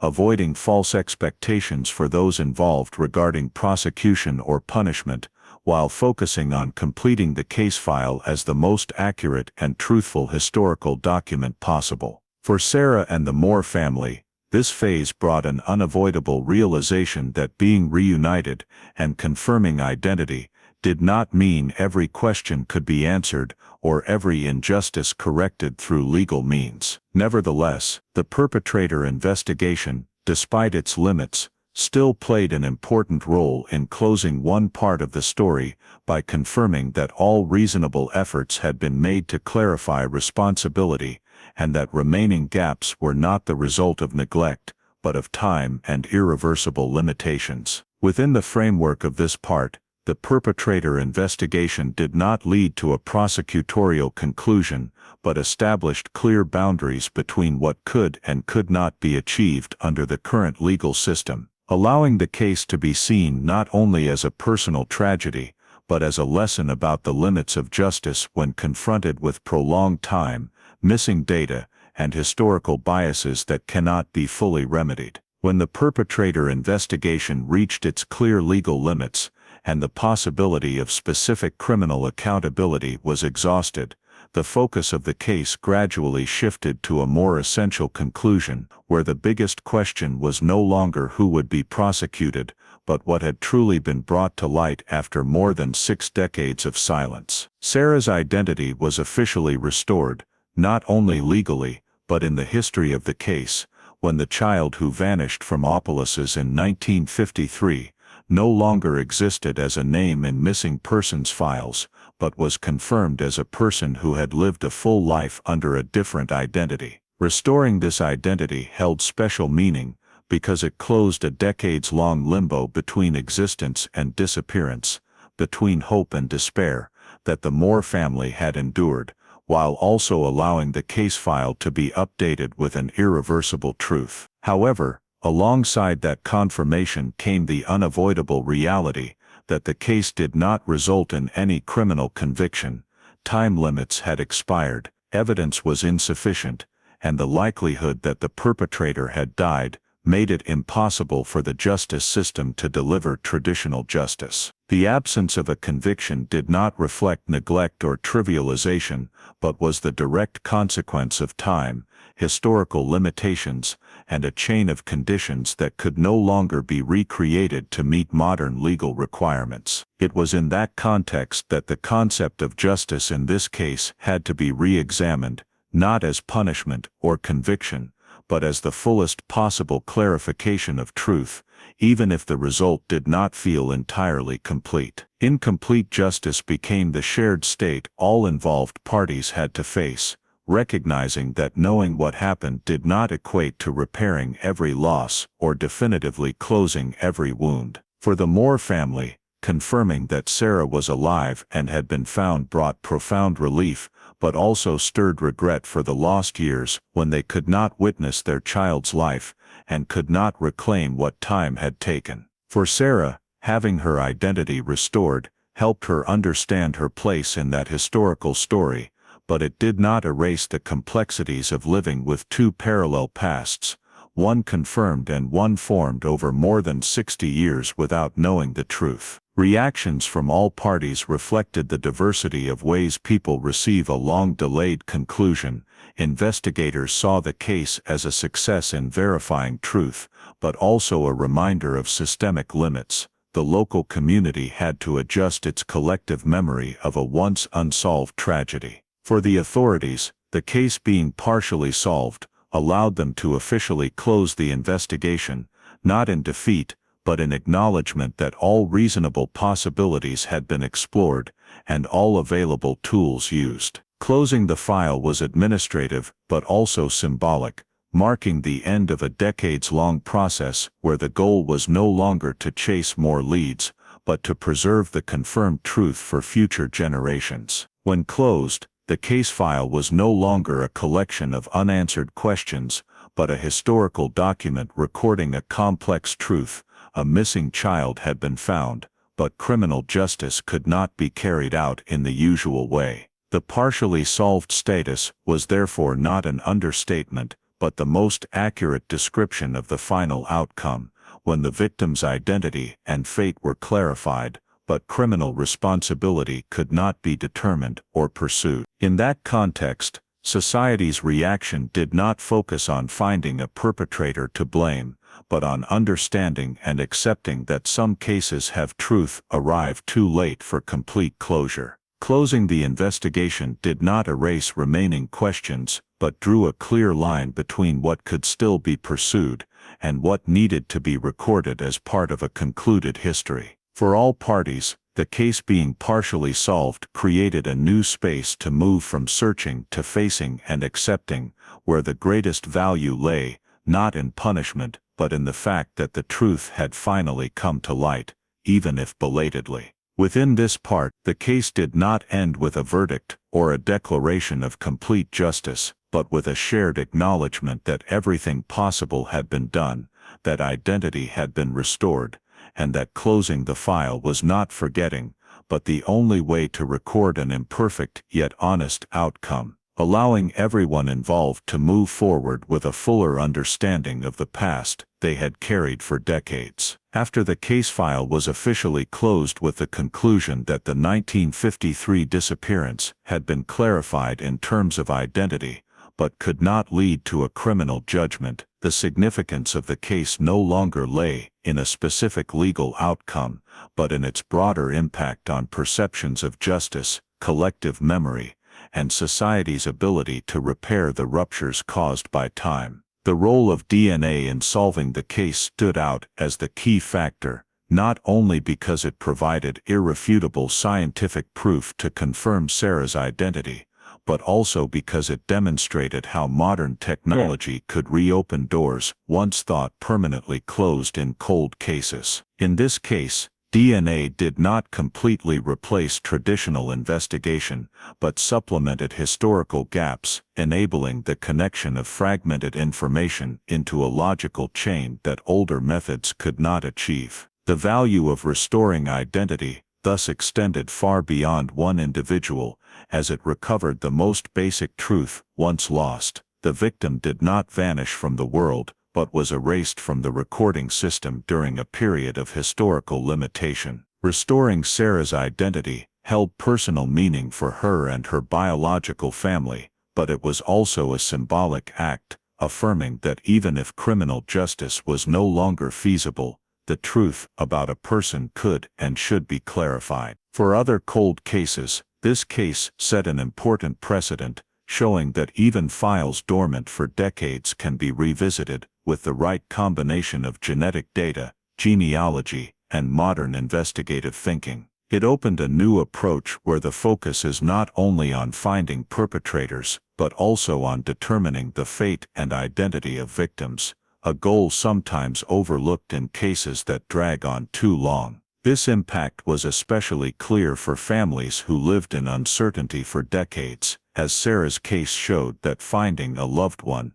or at least the truth, could still happen even when hope seemed exhausted. At the societal level, the case raised questions about how communities and the legal system remember and handle unresolved losses, showing that administrative closure does not mean the human story has ended. The long-term societal significance lies in forcing society to reconsider the concept of justice, not only as punishment, but as a continuous effort to restore truth, dignity, and place to those once forgotten. At the same time, the case emphasized the collective responsibility to maintain and protect records, data, and historical memory, as it was past shortcomings that contributed to the more than 60-year gap before the truth was revealed. Even so, while the positive meaning of the case is acknowledged, unanswered questions remain an inseparable part of the story, reminding us that not every aspect can be fully resolved. The exact details of what happened in the first hours after Sarah vanished, who directly bore responsibility for the disruption, and why the system at the time could not prevent or remedy the consequences, still lack final answers. These questions are not about seeking another conviction, but reflect the need to better understand existing vulnerabilities to prevent their recurrence in other contexts. Overall, the case's significance does not lie in delivering a perfect ending, but in showing that truth can still be found even if late, and that the value of seeking truth does not depend entirely on the ability to punish. Sarah Moore's case became evidence of the power of science when used for humane purposes, of human persistence in tracing origins, and of society's ability to look back at the past with greater honesty. It closes a story by acknowledging that justice sometimes arrives in imperfect form, but even in that state, restoring identity, truth, and voice to those once lost carries profound and lasting value, enough to change how we understand cold cases, memory, and the responsibility of the present toward what was forgotten in the past. The story of Sarah Moore shows that America today, while safer in terms of systems, can still repeat the default safety mistake of Opelousas in 1953, a town that believed doors didn't need locks. Children playing freely around the house was normal, and the moment adults suspected but reassured themselves created the few-minute gap for tragedy to occur. The first practical lesson is for modern families and communities: do not treat vigilance as paranoia. Establish clear rules about meeting points, return times, who is allowed to pick up, and teach children safety reflexes when encountering strangers. Not because you distrust neighbors, but because risk often appears precisely when we feel safest. The second lesson lies in records and data. Sarah only began approaching the truth when she noticed inconsistencies in her own documents regarding place and time of birth, then systematically pursued her doubts instead of dismissing them. In modern American life, keeping personal documents, medical records, and family history is not just paperwork. It can protect rights, detect identity discrepancies, and help find loved ones in times of crisis. The third lesson is to use technology responsibly. DNA and genealogy returned Sarah's identity, but also brought emotional consequences, identity conflicts, and the need for realistic expectations during reunion. If you use DNA testing or join databases, prepare yourself for truth arriving late, discuss it with family in advance, and seek professional support when needed. Finally, the story reminds us that justice is not always a verdict. Sometimes justice is truth called by its right name, allowing the living to move forward without remaining trapped in decades-long silence. If the story of Sarah Moore convinces you that truth, no matter how late it arrives, is still worth seeking, please subscribe to the channel to join us in following more cold cases where identity and justice are returned to the real people behind the files. Thank you for listening to the very end, and we'll see you in the next video with another story where the past is illuminated so the present does not repeat the silences that once existed.